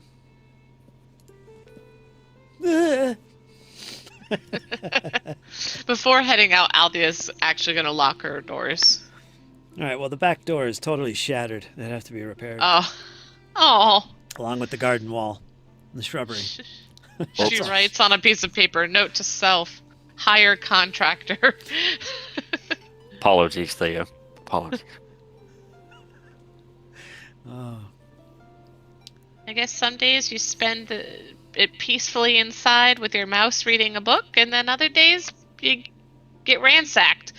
Yes, It's but I didn't mean life. to destroy your bush, and I apologize. It's okay. I know how to fix these things. I'm pretty adept at gardening. I'll make it better again. And if you want to, and if you feel so bad, you can help me, and I'll teach you some things about gardening. Oh, I know a wee bit about it.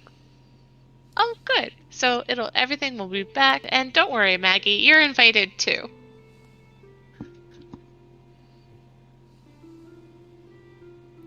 You can help us dig, and if this fella steps out of line, we'll be digging a bigger hole. Thorian is just chuckling at this point, highly amused. All right. It'll take some time. But he can show you outside of Otari. There is not really deep in the woods. This is, if you're heading towards the Gauntlet, I could probably show you on the map on Otari, but I don't want to do that yet. But it'll take about a half an hour to get there, off the trail that goes to the Gauntlet, and it kind of heads to the northeast, deeper into the wood itself. There's some little game trails here and there that lead to it. And he takes you there, and you can see, he points out, there's these rock ledges that surround this little campfire. It's a very little campfire. The stones actually come up at least 12 inches, kind of like to hide the flame, he says. To keep it so it's not so bright and obvious. But it's a small little campfire. And this lies below these various ledges, these hilly ledges. And I'll show you a map of this as well when we get to that point. But he says to you that we're supposed to meet here, or I'm supposed to meet here. It's obvious at this point that there's more than one of them involved, if you haven't picked up on that already. But they're supposed to meet with this hooded mystery man who speaks with a lisp, he says, here at night, to describe what they have found out about the package. He was essentially hired, along with these others, to find out who got the package and to follow that person and retrieve the contents of that package. All he knows is that there was some type of pendant that they were looking for. And he reveals this. And while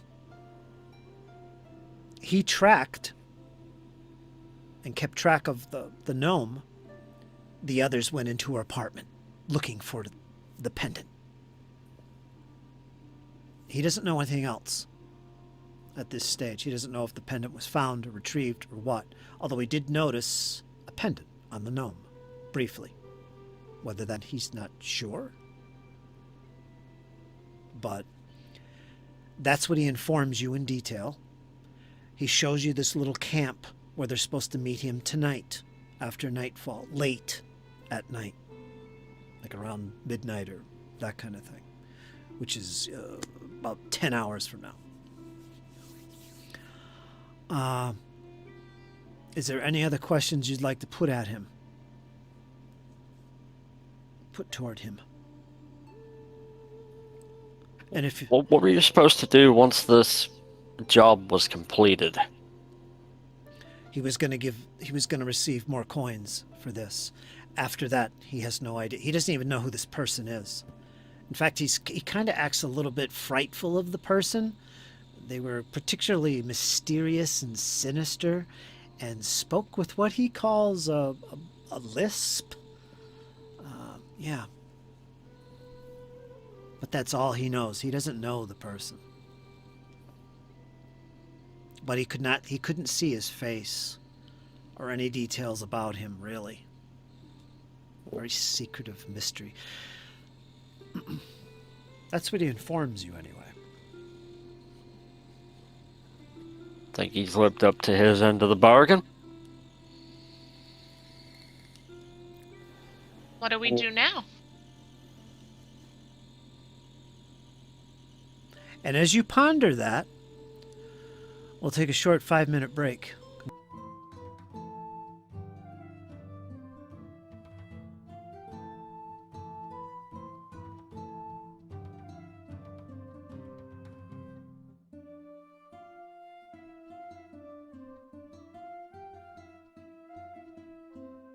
Anyway, here we go. And the heroes have just interrogated somebody that broke into Thea Binley's house, looking for that pendant. Him and some cohorts, of which they have not found yet, but they did find the one. And you guys have been taken to the woods, shown where this little encampment is, and I'll show you a map of all that when the time is right. But right now, where are you guys? Are you still in the woods and the outskirts looking over Atari? Are you back at Althea's, getting ready to make plans? And you got to figure out what to do with this guy here as well. We're going to cover that now. So where are you? I mean, in the area, we know how to get to it. We would head back to make a plan. Plus, I got to take this guy down to Tamley. Okay.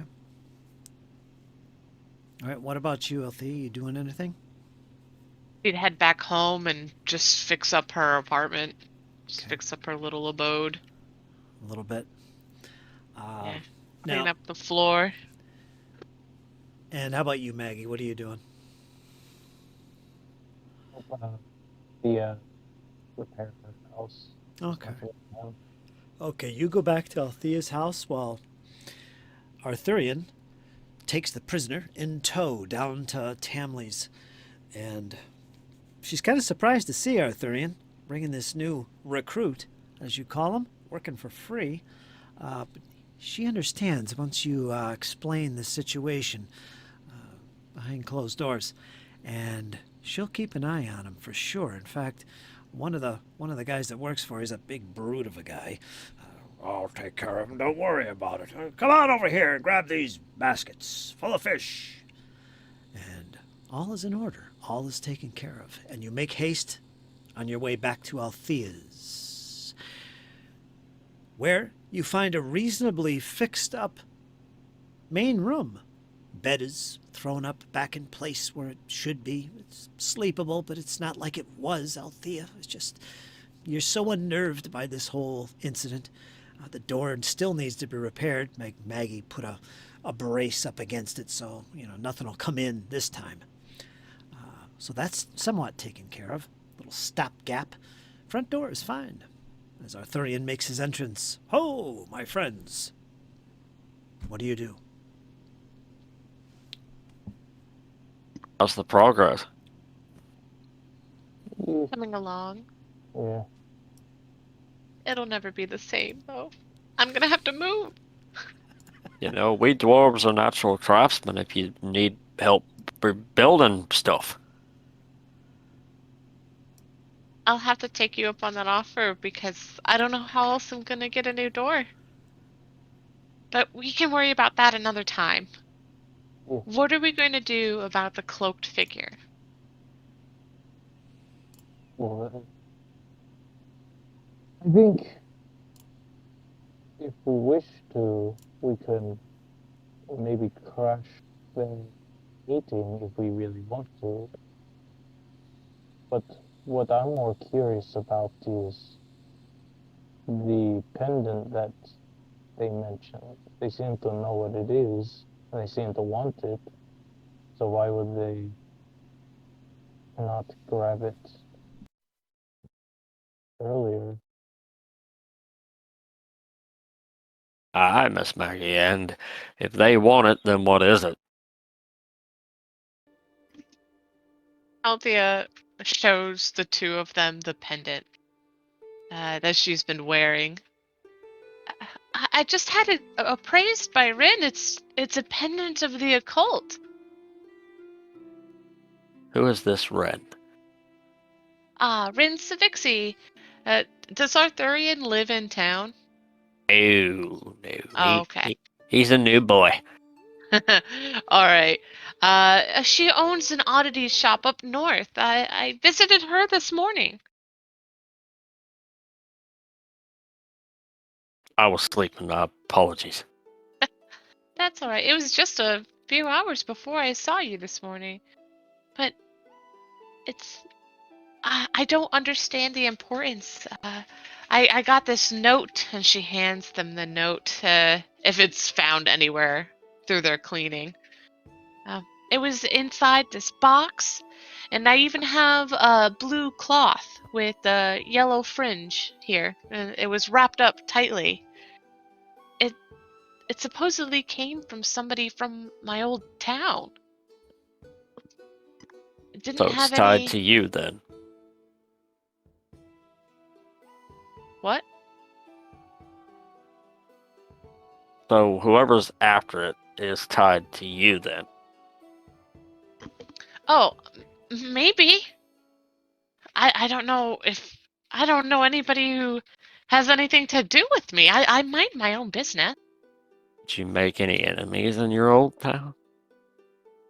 She, chuckles a little bit. I don't have any enemies. Arthurian is looking stoic and serious.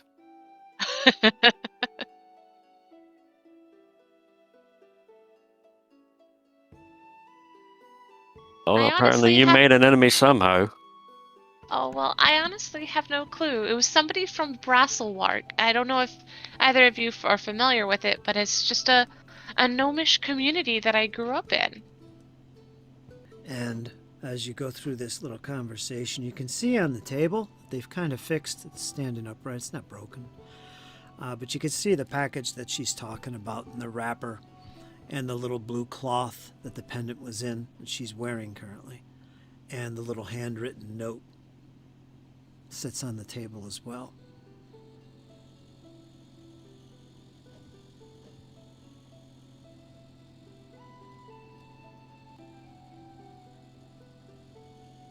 Okay, what exactly does this note say? Let's have a look-see. Well, first thing you catch on to is that it's written in common. You don't recognize the handwriting, of course. but it does say this may be of help on your journeys. Keep it safe and close, and it will serve you well when dark secrets arise. There's no signature, and it's written on fairly new parchment. The cloth itself is blue with yellow fringe. And the return address simply says Brusselwork, which, like Thea says, is not necessarily a small community. It's a fairly large community, actually, and it's in Kortos, near the mountains in the central area. You may or may not have heard of it in your past travels, but yeah, it's on Kortos, and it's a community dominated by gnomes. It's located in the foothills around the mountains that are at the center of Kortos.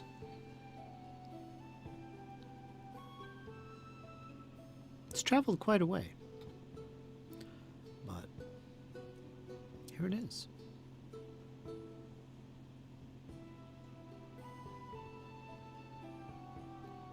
And a description of it. Do you show the pendant to Arthurian and Maggie? Yes, Althea Right. shows the pendant. It's still around her neck, but she kind of holds it upwards so they can see. It's about 2 inches in diameter. Has a chain around it. Very nice, well designed, well carved. And the center of it is highlighted by what looks like the shape of an eye. The center of that eye, you see a little red ruby. It's very tiny.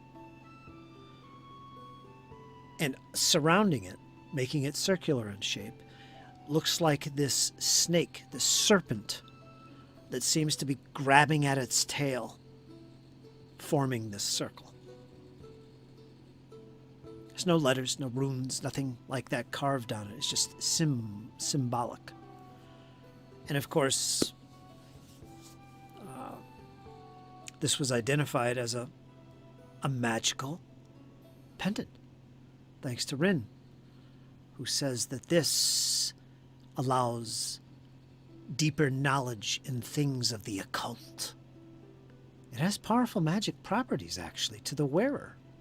At least this is what Thea reveals. It's very nice. It's pretty. And Thea wears it around her neck.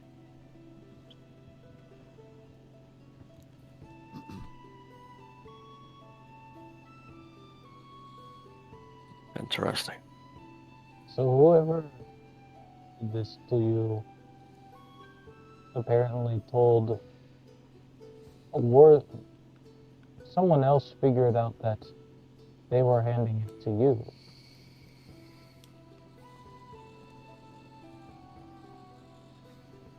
So whoever wrote the note may have had an enemy or something of the sort. Now the debt's been passed on to you, it seems.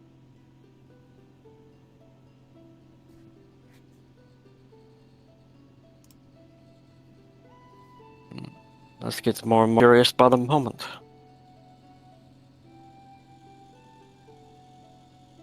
I hope that's not the case, though.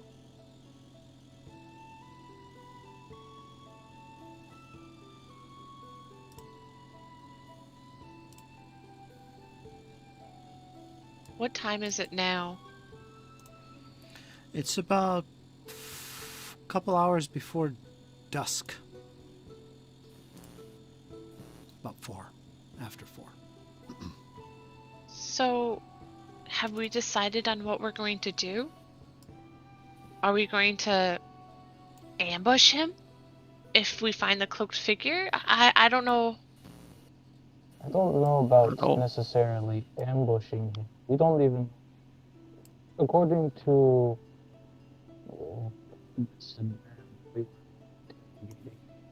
it seems Hood hired many individuals to retrieve the pendant for him, which means either he's well influenced or well pays well. Oh, how about we wait in the trees? I have to know what's happening. I agree with that. I just don't agree with necessarily rushing in when there's like 7, 8 of these hired criminals, along with the man who hired them. We wish to just see how many there are and then play from there. I don't know about all this killing business. I mean, fighting a big honking bugger in an alley is a lot different from killing a man in open battle.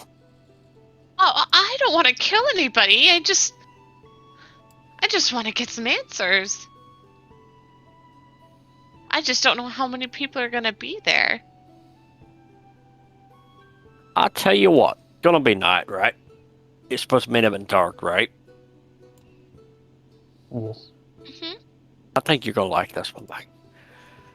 How about we go into town and we get us a flask of something that goes boom, and we play a little prank of our own on them. Make them think there's a lot more of us than there is of them, and hopefully then they'll leave you alone.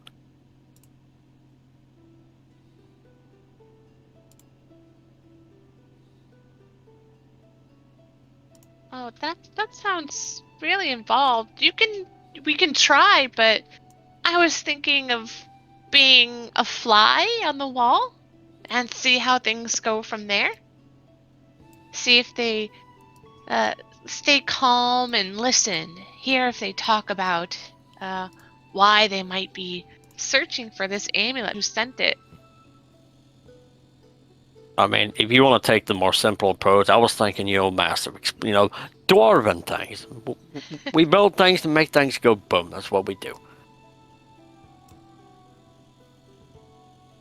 But I guess we could talk to them, but the next question is, what are you going to do if they decide they don't want to talk? I've got fast feet. I'll run. Yeah, I think you're going to need me there for some protection. Yeah, you're probably right. I just sharpened my blade this morning. It's going to be such a shame to dull it. Please, though, no killing. If more people show up, they're probably just paid like the other guy we saw. They're probably innocents, just there for coin. Arthurian starts Is there a chuckling. way we could isolate the cloaked man and maybe interrogate him? We don't even know how many there are or what we're dealing with, or where exactly they're going to be once they're on these little places that they're at.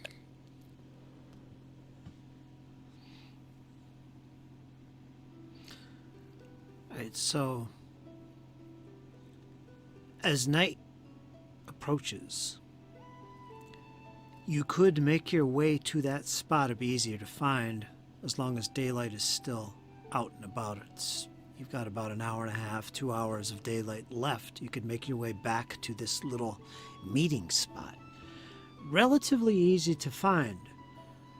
And this is where survival checks are going to come into play, because nobody has said they were making any kind of map or making markings to find your way back. So I'm going to ask for survival checks to do so before the night hits, and then it's going to be really hard to find it again. It's the first time you were here. It's deep in the forest. Now, there is that. Now, the area that you were shown, it's wooded, fairly open, where this small little central fire pit is located. And according to the ruffian, whoever it was that was tracking the gnome, he says that they're supposed to meet with the mystery man late at night, like around midnight. That's like hours from now. But the fire will be lit, and that's when he's going to show up, and then they're going to make plans from there. At least according to him, that's what's going on. You've got plenty of time to go up there, get a lay of the land one last time, and hopefully before anyone arrives, and figure out what you want to do. So unless you have any other idea about what to do, go ahead and do that. Otherwise, we can just take you to the site and we'll make some survival checks. Yeah, Maggie doesn't have any. Yeah, I'm good with going. All right, it's still daylight. If there's any other preparations, do them now. Otherwise, we're going to make some survival checks. These will be blind. And I'll ask each of you that's going to be doing this to do so. And if there's any other exploration activity you want to do while making this little trip, let me know. Now, what you guys would be doing, I'm just going to have you on top of this to make a survival check. I'm just going to let you do it. Just one check, all three of you. It's going to be blind, so let's do that now. Get that out of the way while it's still daylight, because it's only like a half an hour trip. We'll assume you leave before it's dark.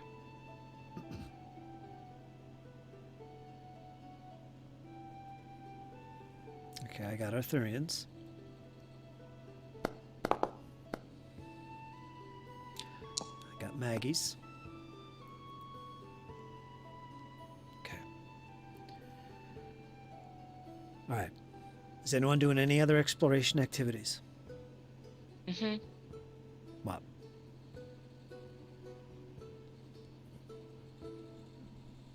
Going to scout? Okay. The only thing I'll ask is what direction, forward or behind? Forward. Okay.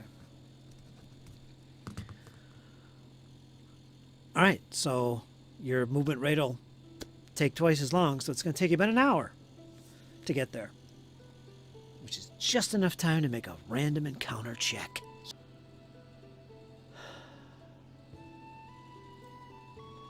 With Althea keeping an eye ahead, just up ahead, watching for anything that might approach from ahead of you, she also seems to have a keen knack for finding your way back to this little location.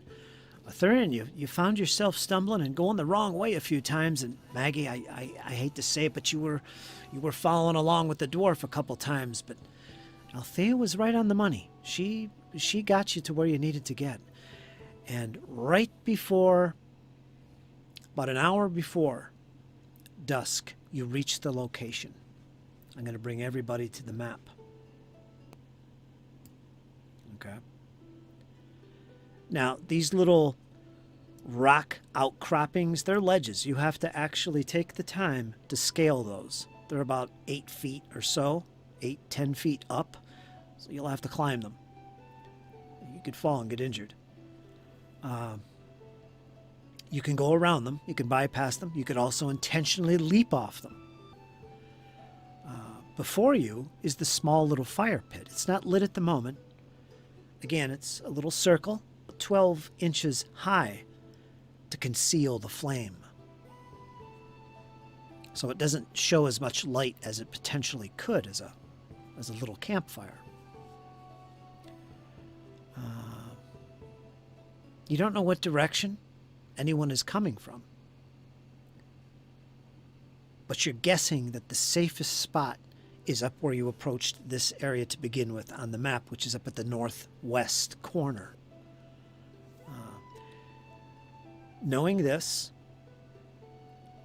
there's plenty of places to hide. There's plenty of avenues where you can have a fire lane. You could group together.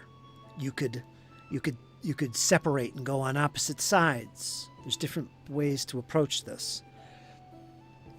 I leave that up to you and how you want to do this. The closer you are to that fire, the more likely you are to be revealed. Okay? If you want to hide, you'll be using stealth.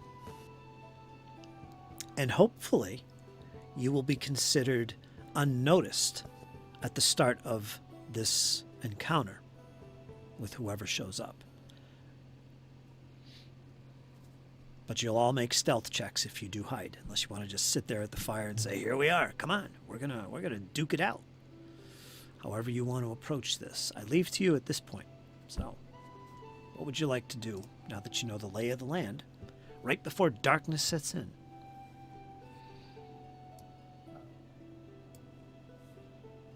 He would like to investigate, like, around the fire pit specifically and look to see if there's, like,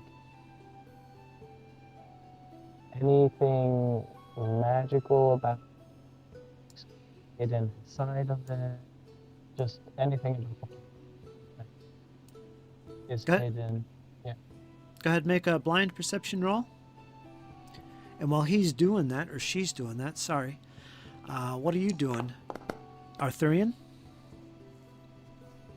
With your... I'm going to get tactical here for a moment. Okay. I'm going to pull the crossbow off my back. I'm going to go up around here, and I'm going to tuck away in this bush or tree and hide. And Arthurian, you wanted to move up there in the southwest, right? Up on that ledge there? Take a look.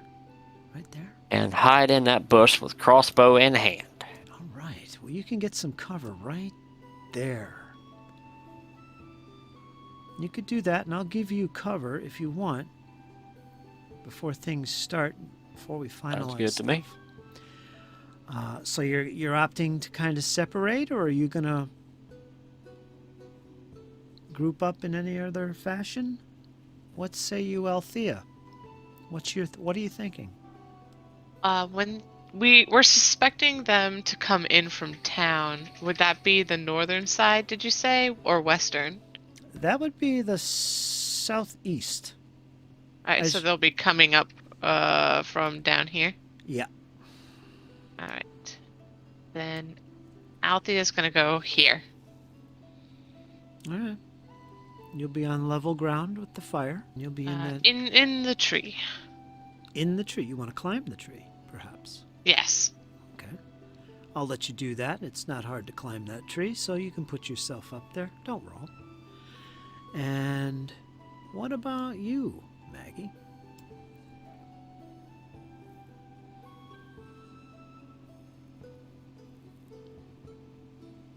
What are you thinking, Maggie? Going to be too far off from Thea. Probably here. Up on top of the ledge? Yeah. Now there is on the ground level below the ledge, there is a big boulder there. You could actually conceal yourself behind that. Right there, if you wanted to stay on level ground. Or you could go up on that 8-foot ledge where you were originally indicated to me. You'd have a little elevation. You'd see over that little boulder. Mm-hmm.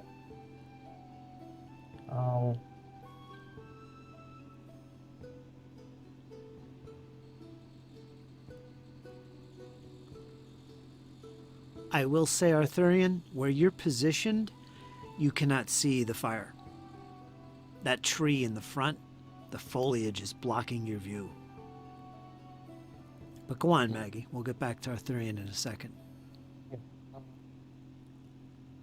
I think there's for me being on the beach, but I still get the same kind of view from this area, so I think Maggie will be. I think Maggie's gonna be fine. Right where she's at? Yeah. Okay.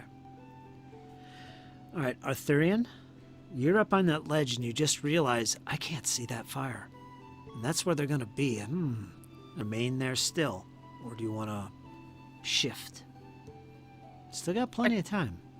I'd like to shift and see if there's any other place on any of the other ledges that gives me a vantage point, but also concealment. Let's see. Right here, this area right there will give you some concealment and elevation, and you can see the fire and all around it. And I'll head over there. Outside of that, I'll point out this area up here, which is pretty high up, and also has easy access to where they're coming from, perhaps cutting off a retreat. Your keen soldier mind kicking into gear. Of course, so also is this position here. Likewise. There is cover, but those shrubberies, you'd have to back up a bit. So you got plenty of options. Over here, in the west, over here in the east, or anywhere along that ridge, or directly south of the fire, right here. I'll go west, just so if something does go south and we need to get somebody out, we can do that. All right, that puts you right on the edge, but there is cover. Everyone will have cover from this, and I'll give you cover in a bit. Now, with this positioning, you can all see the fire, and now that you got these positions mapped out, what is your plan? I'm sure you talked to each other before about this. Well, Althea warns Arthurian and Maggie that if anything should worry her or make her nervous throughout the battle, she'll let them know. And she reveals that she can use the message cantrip. So if you hear a little voice in your head, or as if someone's whispering in your ear, it is just her. And don't be afraid.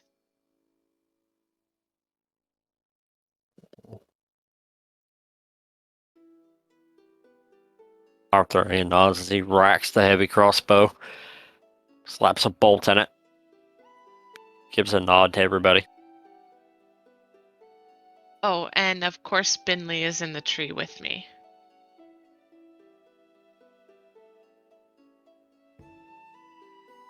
See, maybe if it's more than like 5 or 6 people, we don't, unless we need to, for whatever reason, go on the offensive and actually attack. I say we probably just sit back and just observe from this vantage. Agreed. If there's too many, we just disengage and just sit here.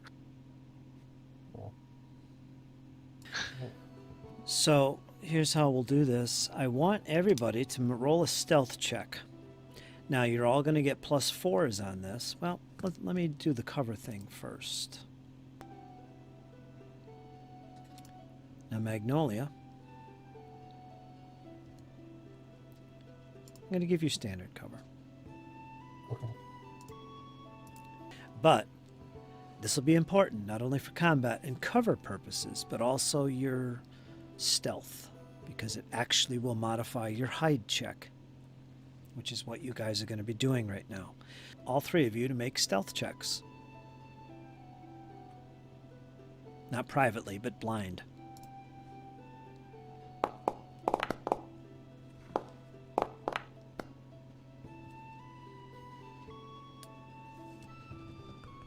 Now, everyone will be using stealth for your initiative. So go to your character sheet, change your initiative to stealth. Darkness sets in. You sit here for what seems like hours. Hours. It's about 3 hours to go before midnight. The bells haven't rung in Atari. We've been sitting here uncomfortably so. Thea, this tree limb is just really breaking your style. You don't like it. But nonetheless, you hold out. You see Arthurian barely across the way there, Thea, Magnolia. You can see him poking his head out of the brush. He thinks he's hidden. You kind of motion to him. Get your head down. Yeah, there you go. You're good now. Shh. You see a few individuals approach. They come from the south. They're men. And you could barely see these guys, but you can hear them. And they start to light up a fire. They approached with a torch in hand. And the fire is now glowing. They don't seem to notice you. They've gathered some wood together and throw them into this little fire. It's now glowing. Obviously not as much as you would hope. You can't see clearly. It's all shadowy. It's all dim. Bright light is about 5 feet. 5 or 10 feet from the torch. Yeah, that's what it is, 10 feet. Everything else is dim light. So you guys are hiding in dim light as well as in cover. And you got a full view of them. They don't seem to notice you as you remain motionless.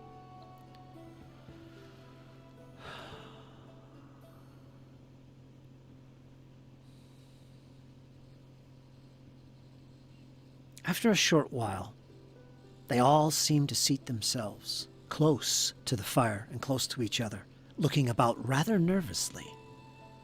Again, they don't seem to notice you. Hours go by.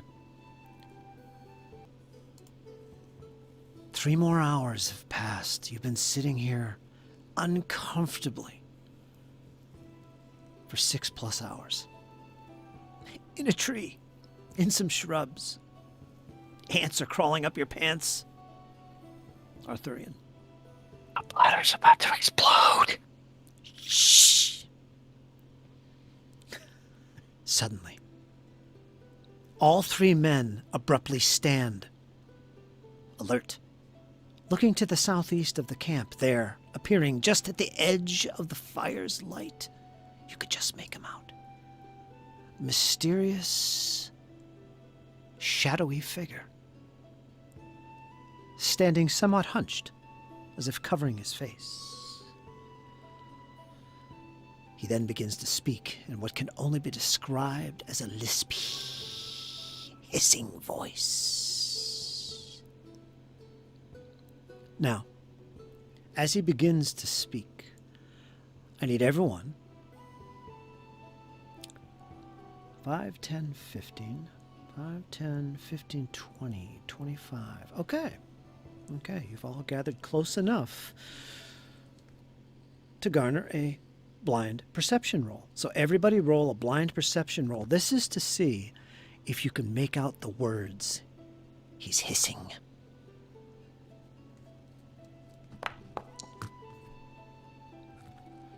Okay.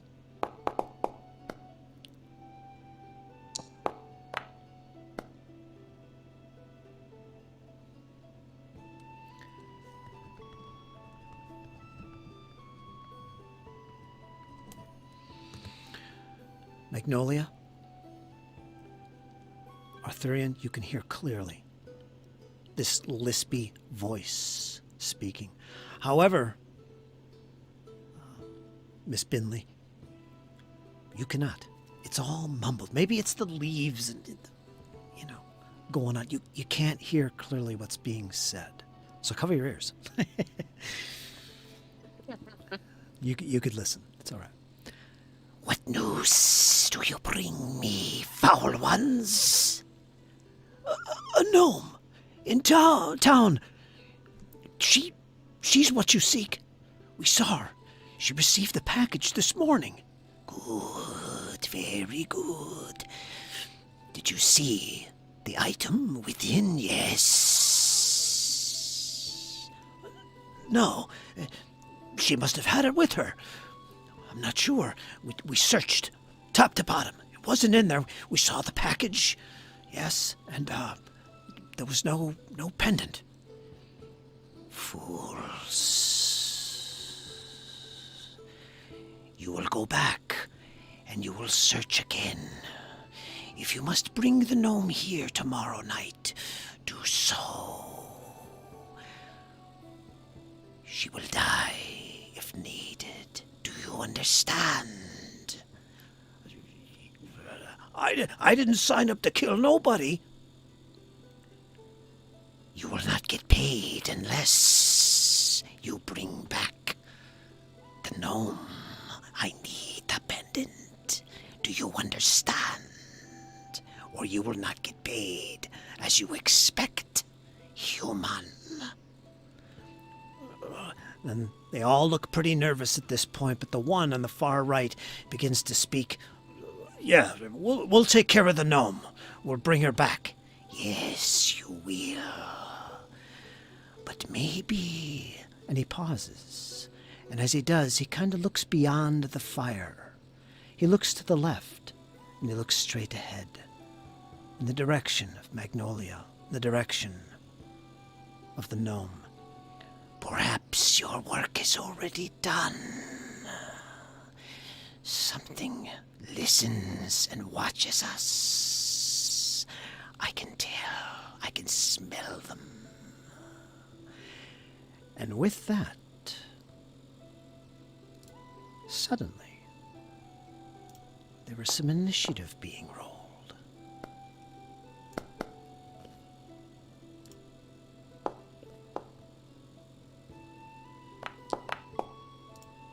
One of the humans in the center turns abruptly about and looks in the direction of the trees where Magnolia and the gnome have gathered themselves. High up the tree, in fact. How high are you, actually? Let's clarify that right now. How high did you climb? These trees are about maybe 15. They're not really that tall. They're younger trees closer to the fire here. So it's a 15, let's say 15 feet. How high did you go? Up to 10. 10? All right, you're 10 feet up. Put yourself at 10 foot elevation. Okay, he turns about. He does a seek. Okay, he definitely spots you, Magnolia, as well as you, Althea, in the tree. I see them! They're up there! And he points. Now you all have cover. That would make you undetected. So they hear where you are. They'll need a 10 plus to hit you in an attack from where they currently are. With that, however,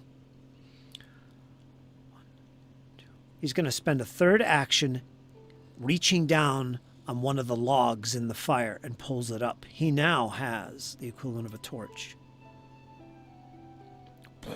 Lighting it up. So that fixes that situation. Next.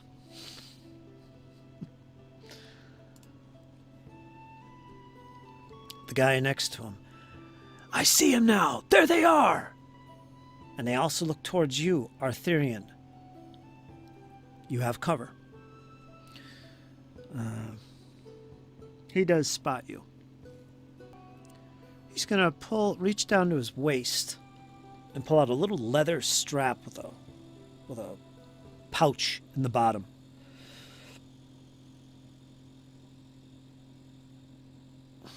And then he's going to load this sling. And he's got one more action. And that's going to be to lay a stone in your direction. What's your armor class, Arthurian? 20. You'll get a +4 to that, I believe, right? Or Plus is it 2, so 22. 22. Is it already counted or no? Yeah, it's 22. It's already counted because I have a natural 20 armor class and then the 2 from the cover, so 22. Excellent. A stone comes whipping through the air in your direction, and it hits. It nails you. You're going to take some damage. Oh, they just picked a fight now. It's not critical. Let's see what he gets. You're going to take 5 points of bludgeoning damage as this stone, boom, slams right into your shoulder. We're going to go to the next one. And that is this creature, the mystery.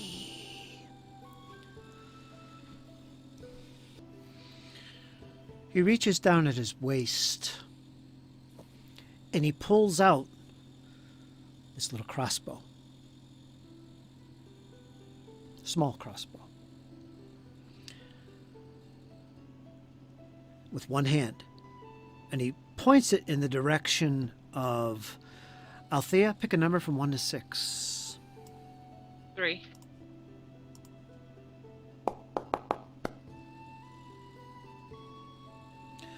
Althea, it is. In the trees, you have cover.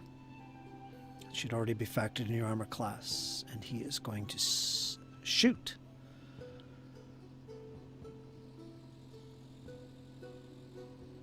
Yes, let's do that. A bolt comes flying towards you. You can hear it pierce through the leaves. Your armor class is a nice 17. It sticks into your arm. Oh, you wince in pain. You're going to take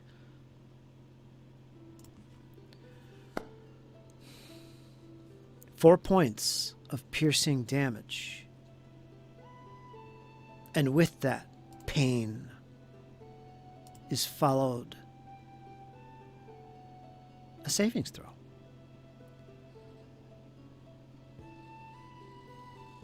Which kind? 1 second.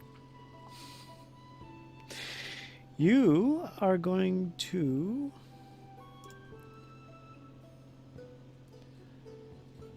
Fortitude.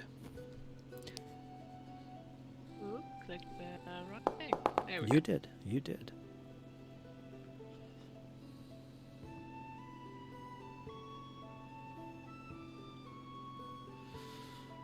All right.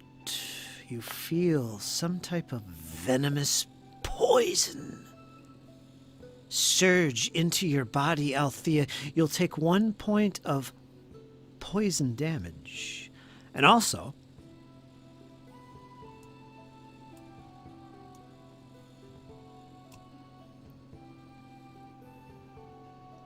you are enfeebled 1. His next action is to reload. And his final action is going to be to move.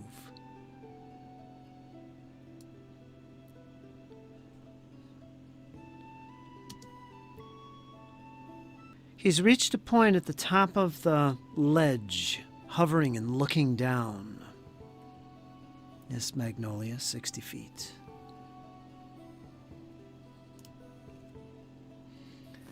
Althea, you are next. As you feel this venom course through your body. You don't feel good. What do you do? Okay. Question. Does Binley get a separate initiative? For an action, on your turn, you can command him. That's the whole reason why I got him. Because he transfers my spells. So he makes my touch spells ranged. Oh, really? Yeah. You chose that at the beginning of the day, right? Yeah, well, I don't think I'll ever change it. That's pretty good. I like that. Yeah, this way, if somebody's like way too far, but it's within his movement range, all I have to do is spend an action to transfer the spell, and then he can go over. Plus, he also can use his hands as hands. So spend an action commanding him, and then do his 2 actions, and then you got your 2 actions left. He's in your pocket, so I'll just put him here for now. Okay. Can you move him? Let me unpause. No. Oh, yes.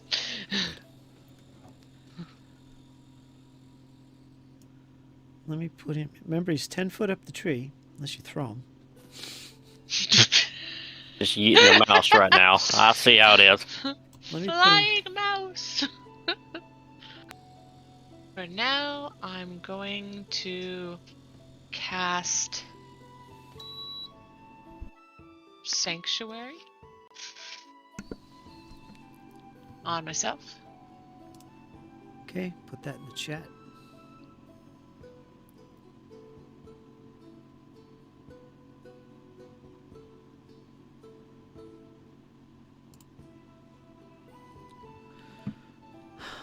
You ward a creature with protective energy. It deters enemy attacks. Creatures attempting to attack the target must attempt a will save. Each time. If the target uses a hostile action, the spell ends. So, creatures attempting to attack the target must attempt a will save. And then the success or failure of that dictates what happens next. Alright, so remind me of that if that comes about. Okay, that's 2 actions.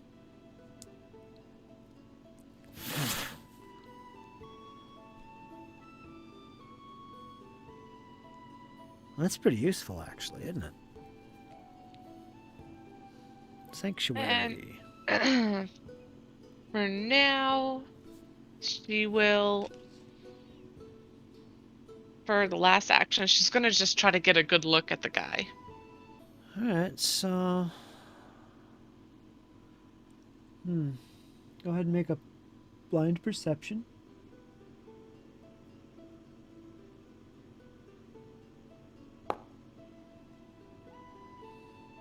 There's something about him.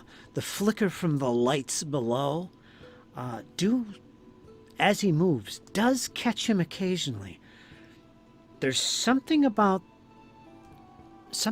his flesh color, which you can barely see. It's very tinted green almost. Just, it doesn't look human. There's something off about his flesh when you do see it, maybe in his hand, and he's very careful to cover it with his robes and his cloaks. It's hard to see, but you do catch glint from the fire of his flesh, and it doesn't look like human flesh. Something's off on it. That's what you can tell. And with that, we're going to go to Mr. Patience himself. Right there next to the fire. I see them! I see them!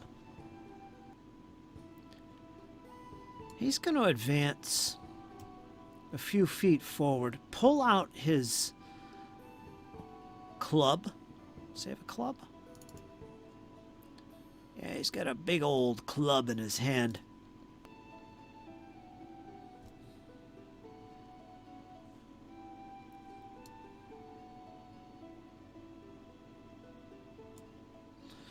And his last action, he stands there and he's pointing at your location, Maggie.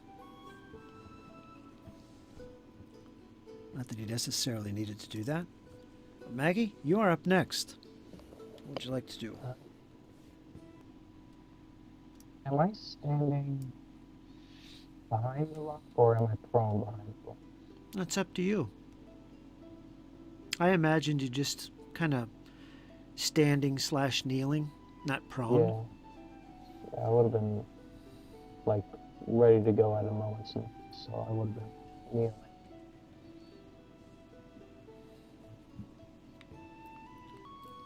I guess my first action would be to draw my weapon.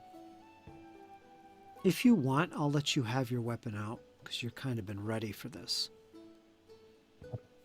I think you would have your weapon at least in hand, ready to go as well. Unless you think otherwise. In my mind, I kind of visualize that, but I don't know, you have to be kind of descriptive when you do these things. This way. Okay, a little zigzag action. Do I see this guy? I don't know, do you see him? The hookman, yeah. Let me see if like, you do.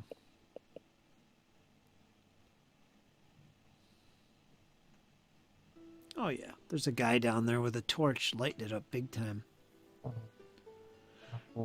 I think he's considered in the shadows at that spot, so you're going to need to roll a 5. He's concealed because of the shadows. This ledge right here, is that going to be like difficult terrain?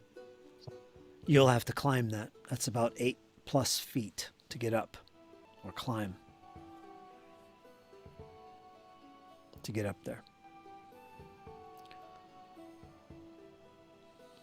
You could also move around it and bypass it. There is a little gap in the south there where he used it. No, in the south. down there.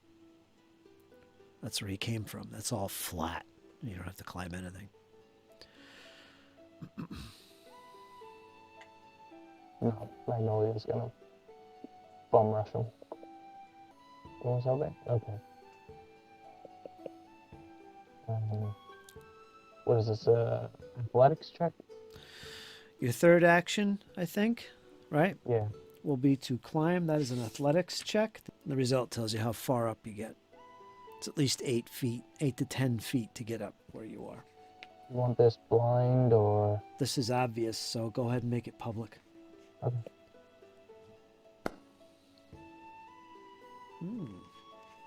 Oh, it's a 2. It's a 2. You don't make any progress up. You can't even find anywhere to put your feet to get up there. So you didn't get up that at all. You have to do that next turn. Arthurian, finally we come around to you. You're hunkering down in the brush on that ledge.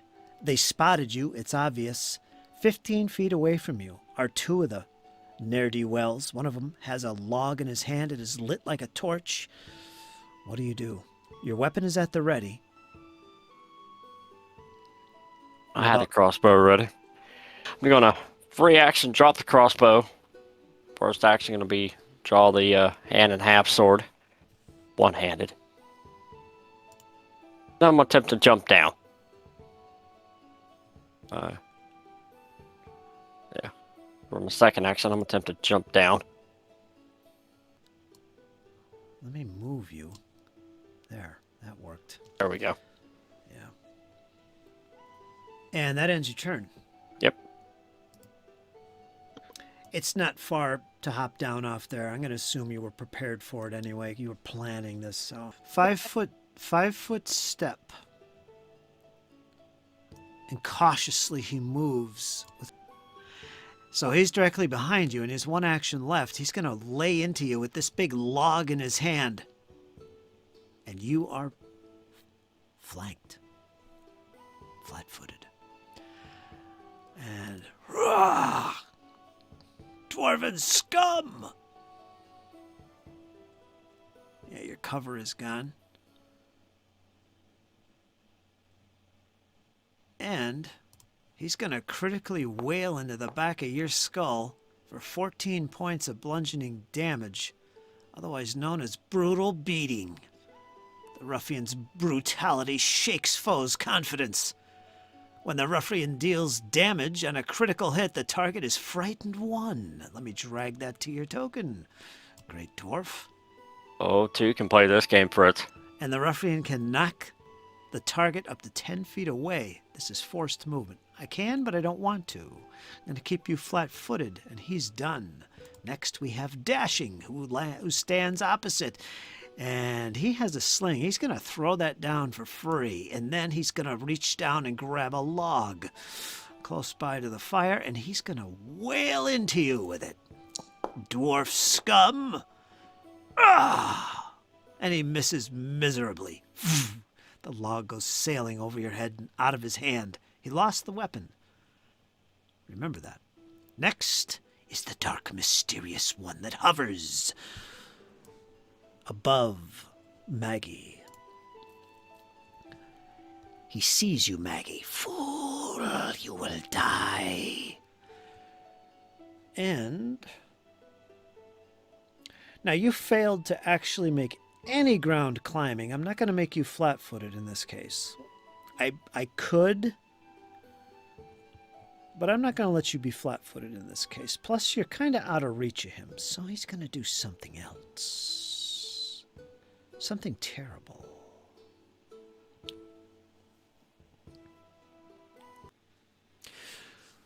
Suddenly, words begin to pass your ears. Not just the words of the one above you, with his strange hissing noises, but also from behind you.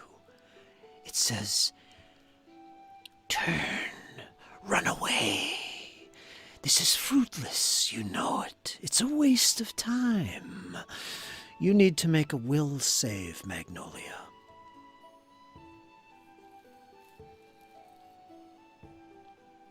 You want flying? This is public.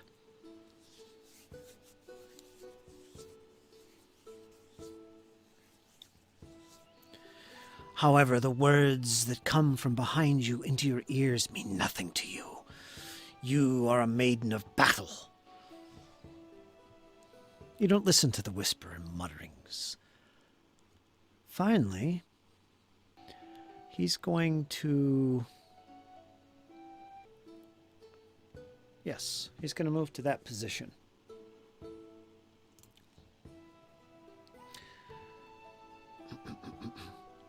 Now, I think he's completely in darkness for you, Magnolia, isn't he?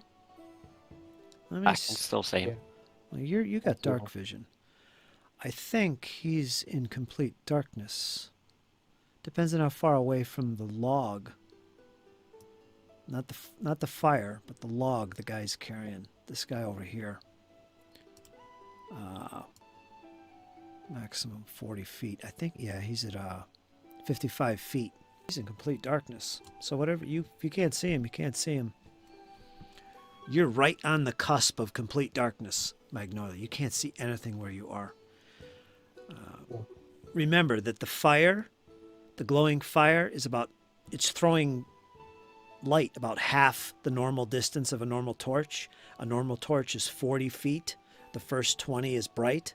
The next 20 is dim light. And beyond that, over 40 feet, is complete blackness. Yeah.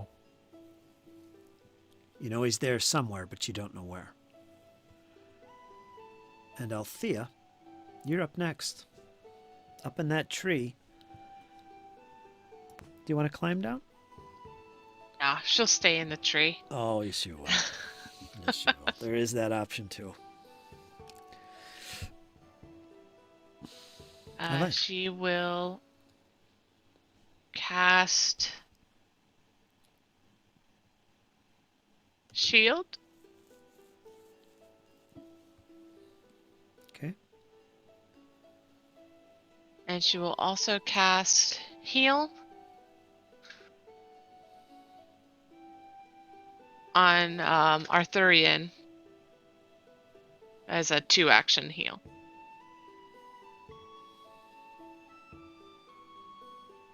That's what, a D8 plus 8? It actually needs to be a D10.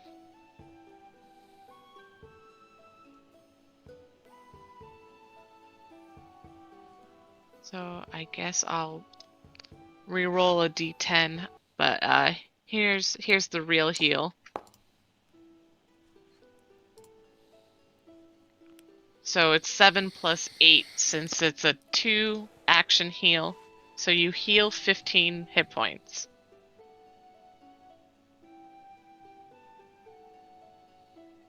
Marvel. I see why you don't want to climb down. You're enfeebled. You'll probably fall. And make a fortitude save to see if you get this poison out of your body, or does it get worse?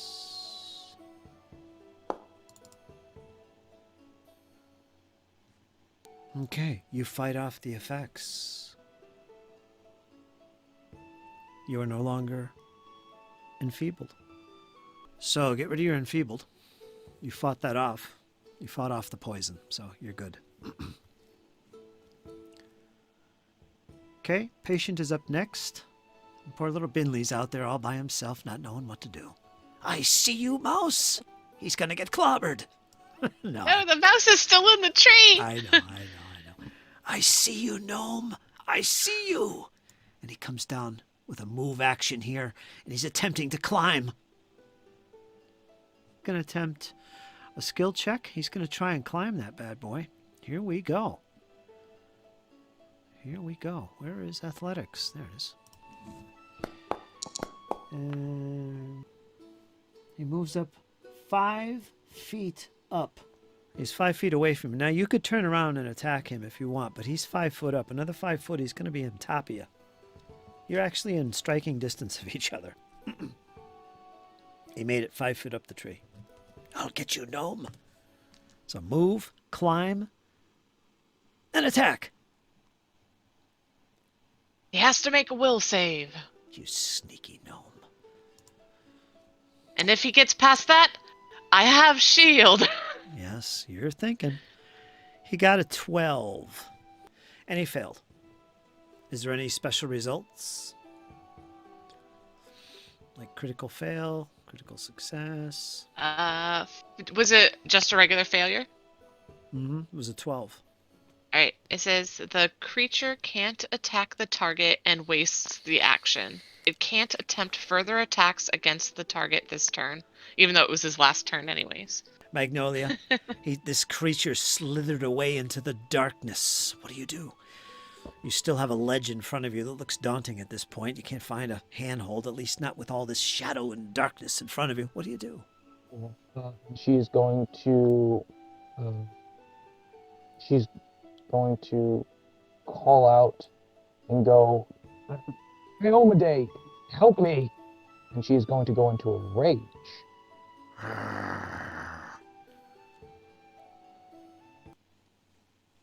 Bump. She's actually going to go here. That's 2 Okay. actions. We'll assume Yeah. you changed your grip. You're still good. Again, I hate that pick. All right, Arthurian. You're seeing Magnolia running through the torchlight back and forth. You don't know what she's doing. You're surrounded. Being clubbed. Okay. You're flat-footed, and you're also frightened. Or what are you there? You're, Frightened. About to apply some frightened of our own. Use intimidating strike on the one behind me, because he's made me highly upset. Did you make your attack roll? I just did. It'll be a nice crisp 27 on this guy. Intimidating strike. That is a hit. Which one? The one by the fire? That one? Okay. Yep, that one. Damage. That's going to be... That's going to be critical damage, so double that to 14. 14, yep. You nail this guy. Aha!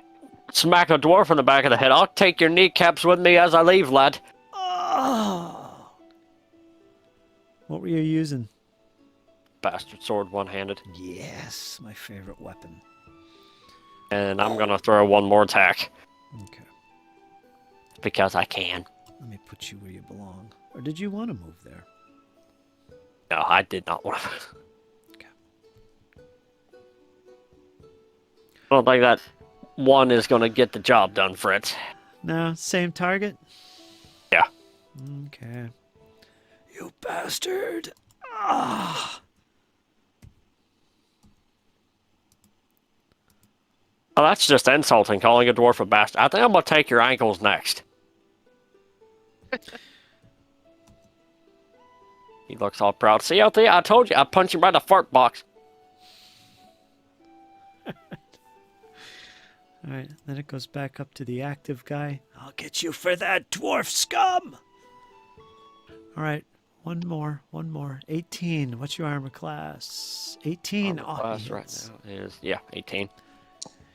Let's see what happens. This could be brutal. 7 points of bludgeoning damage.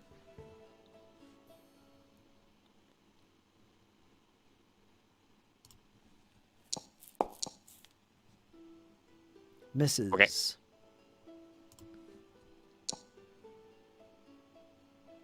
Misses.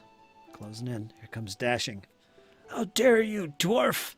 He's going to lay into you as well with a thick club. Actually, I had to pick it up, so he's only got 2 actions. A fresh club. 26. Hit, but not critical.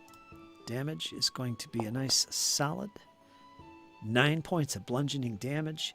He'll take his final action to attack you. It's actually a second attack.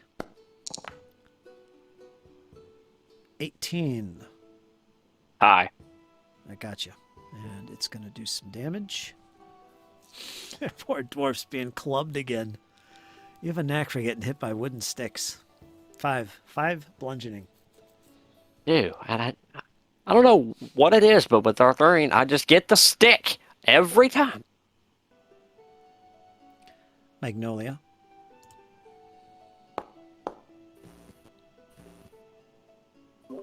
Yes.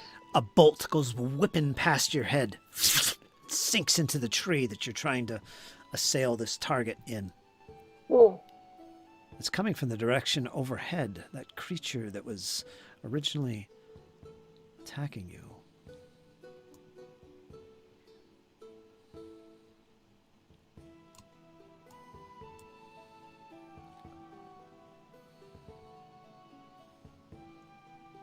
Althea, you're up in this tree. This guy's trying to climb up. He seems to have shaken off your fancy words. He's intent on coming at you. Just then, Magnolia interferes, and she looks like she's ready to weigh into this guy. She's seething. She's spitting. Poor Binley's cowering. What are you doing?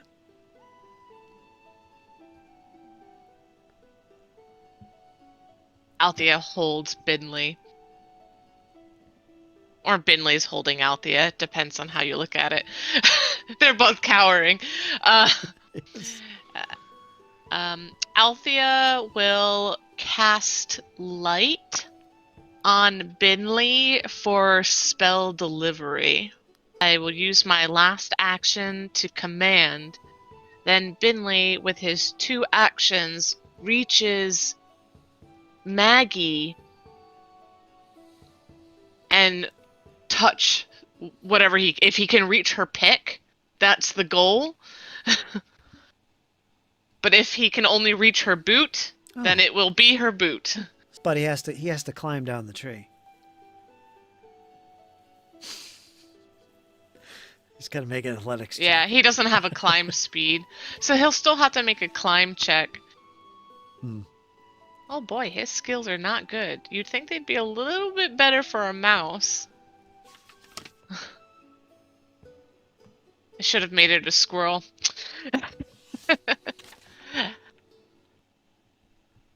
Well, you did the command. That's an action. Now he's carrying out his 2 actions. Now he's up in the tree with you. He wants to deliver that spell. Now, to get where he needs to go, he's going to have to jump down. He's going to have to climb down that tree. And he would make an athletics check. And if we open his sheet up, what does it say for skills of any sort? It says athletics plus 3. Plus 3, yeah. So just hit that +3 button. I just did it. Oh, Binley got a critical success. We'll keep that one, yeah. We'll keep that one. It's too bad I made it. So he gets 10 feet down to the bottom with 1 action.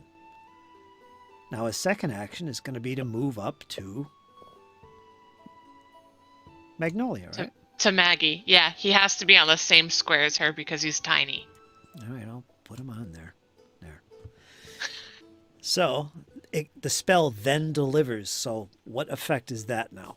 The pick ignites in a bright light?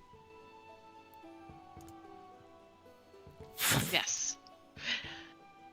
So that's a 20 feet radius like a torch. That's pretty cool. I like that. Give yourself an extra hero point, even though it's the end of the session. It all goes away. Use I it now. might need it. Use it now. Make a climb fall. Oh, man.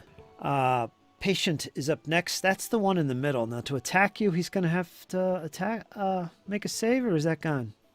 Nope. As long as I don't make an attack, it lasts for 1 minute. All right. So I have not made an attack. I've done all passive, nice things. All right. Screw that. Strategically. Screw that. He's going to hop down the 5 feet. Takes half of that as damage. Well, it has to be greater than 5 feet. So he hops down. No problem. He turns around, club in hand, and he's going to wail into this just lit Maggie. So get ready, Maggie. You're going to take a club. This will be his second action. First attack. Right in the noggin with a 9. Failure, failure, I say. He's going to do it again. 22. Yeah, your damage is going to be Assume it's not critical. You don't have an armor. 6 points of bludgeoning. This club smacks you upside the head, and he's done.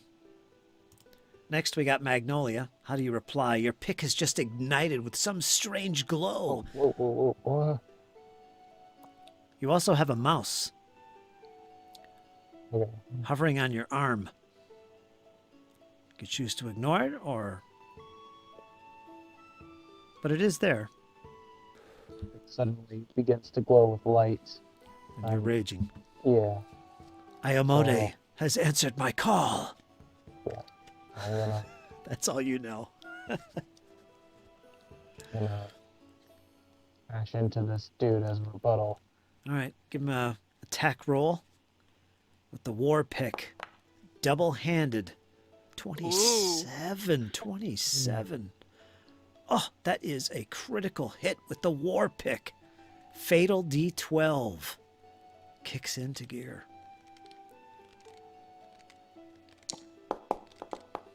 Wow, look at that. 30 points of piercing damage. Describe how you pierce this poor soul.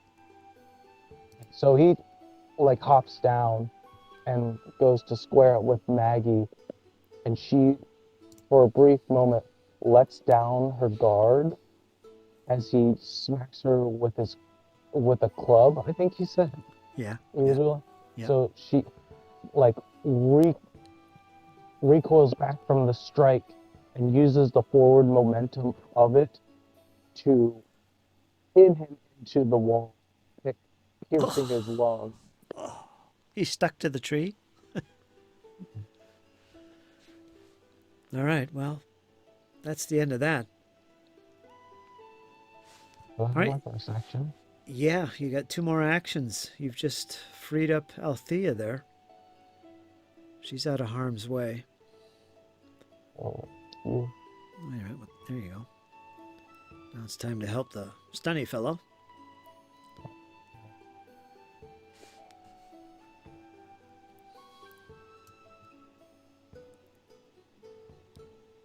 I'm going to use my hero point to re-roll that. Okay. Good choice. Ooh. Yep, there you go. Another critical success. That's definitely That was critical good. damage. The moment I ask for divine intervention, she answers. Yep. Iomade is good.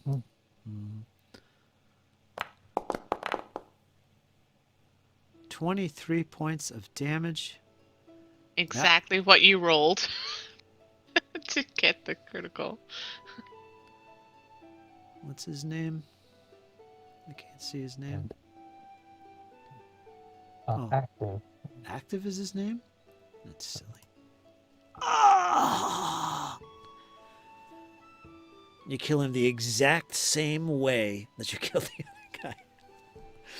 All right, so you just felled 2. Wow, that's pretty brutal. Finally, and of all things with the war pick, or great pick. Oh, you have one more action, don't you? No. No. Attack, move, attack. Okay, you're done. Arthurian, finish our round. Let's see what you do.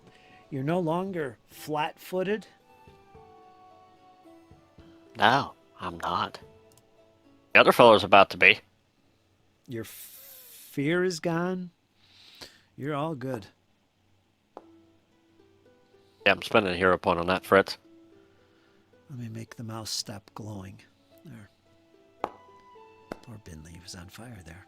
Okay, 22 on the first hit for this guy. 22 is going to be a hit, not critical. Uh-oh. Bastard swords away, 10 points of slashing. Ah! Ah! You cut deep into him, but he's still alive. I could hit enter. Oh, Not for long. Got 2 more actions. oh no.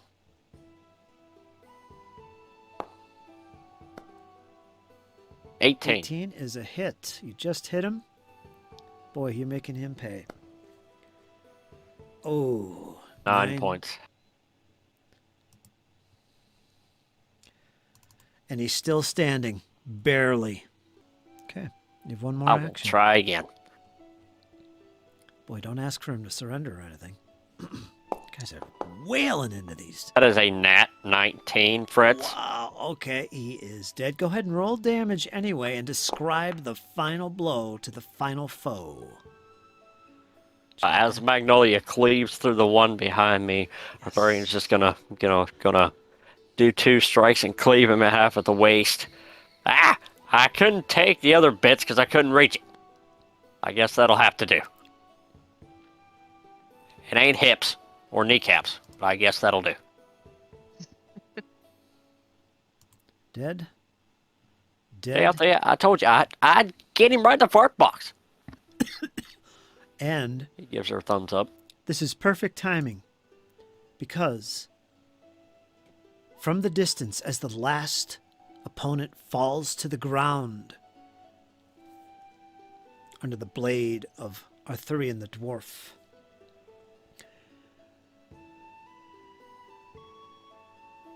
you hear this. You hear a voice coming from the western side of the battlefield. Over here. This side over here where Arthurian was. You hear a voice, and it's that hissing voice. You shall pay for this. I shall get my revenge on you, gnome. And then it fades, and you all hear this.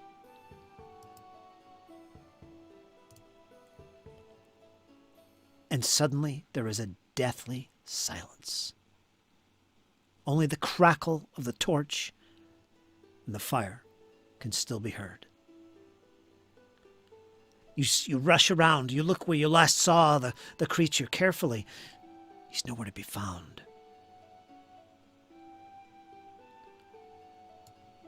You go all the way over to here. Magnolia. He's gone. Come out, you vile beast! Nowhere to be found. You could spend the next half hour if you want looking for him, but he's nowhere to be found. He has disappeared. And that will end the encounter. And it'll end the session as well. You have these 3 human bodies before you. They've all been killed. No survivors. Binley rushes to his Thea, who's safely come down from the tree. Come back to your home, Binley. Get the sleeve into the pocket. And you've all gathered yourselves around. Search as hard as you may, you cannot find him. And your rage dissipates, Magnolia. And the bodies, they don't have anything in particular, but you do find some coins. You're going to get about... All right, folks, we're going to wrap it up now. And I got Kyle and Patrick with me at the moment. Rachel had to say goodbye early. But yeah, thanks for watching. And Kyle, go for it. All right, guys. Once again, I play Arthurian here. I missed the beginning due to some personal issues. But I want to give Fritz a big round of applause for putting all this together for us. Really, really interesting, neat stuff. We got to do a lot of stuff. We got to beat up on some cultists that were trying to take our gnome from us. We just can't allow that to happen, period, whatsoever. Not gonna happen here. But yeah, it was a lot of fun, as always. Keeps me coming back, keeps me hooked, keeps me entertained. Very, very, very excited for next session. We'll see what's going on. We'll see what's going on with old Tamley back in town. We'll see what's going on with the guy that I intimidated into the headbutt in his hips if he gets out of line. He'll always be there now. Yep, he'll always be there now. The one constant we'll have is that guy. And that's his name, that guy. But y'all have yourselves a good night. And with that, I'm going to hit the hay. Take care, Kyle. Praise be to Day for 2 crits back to back. Yep.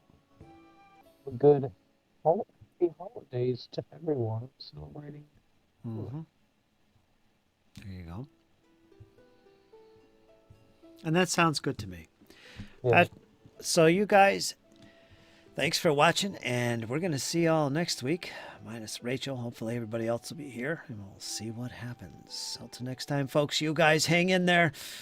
It's only going to get better. To lose, folks. To lose.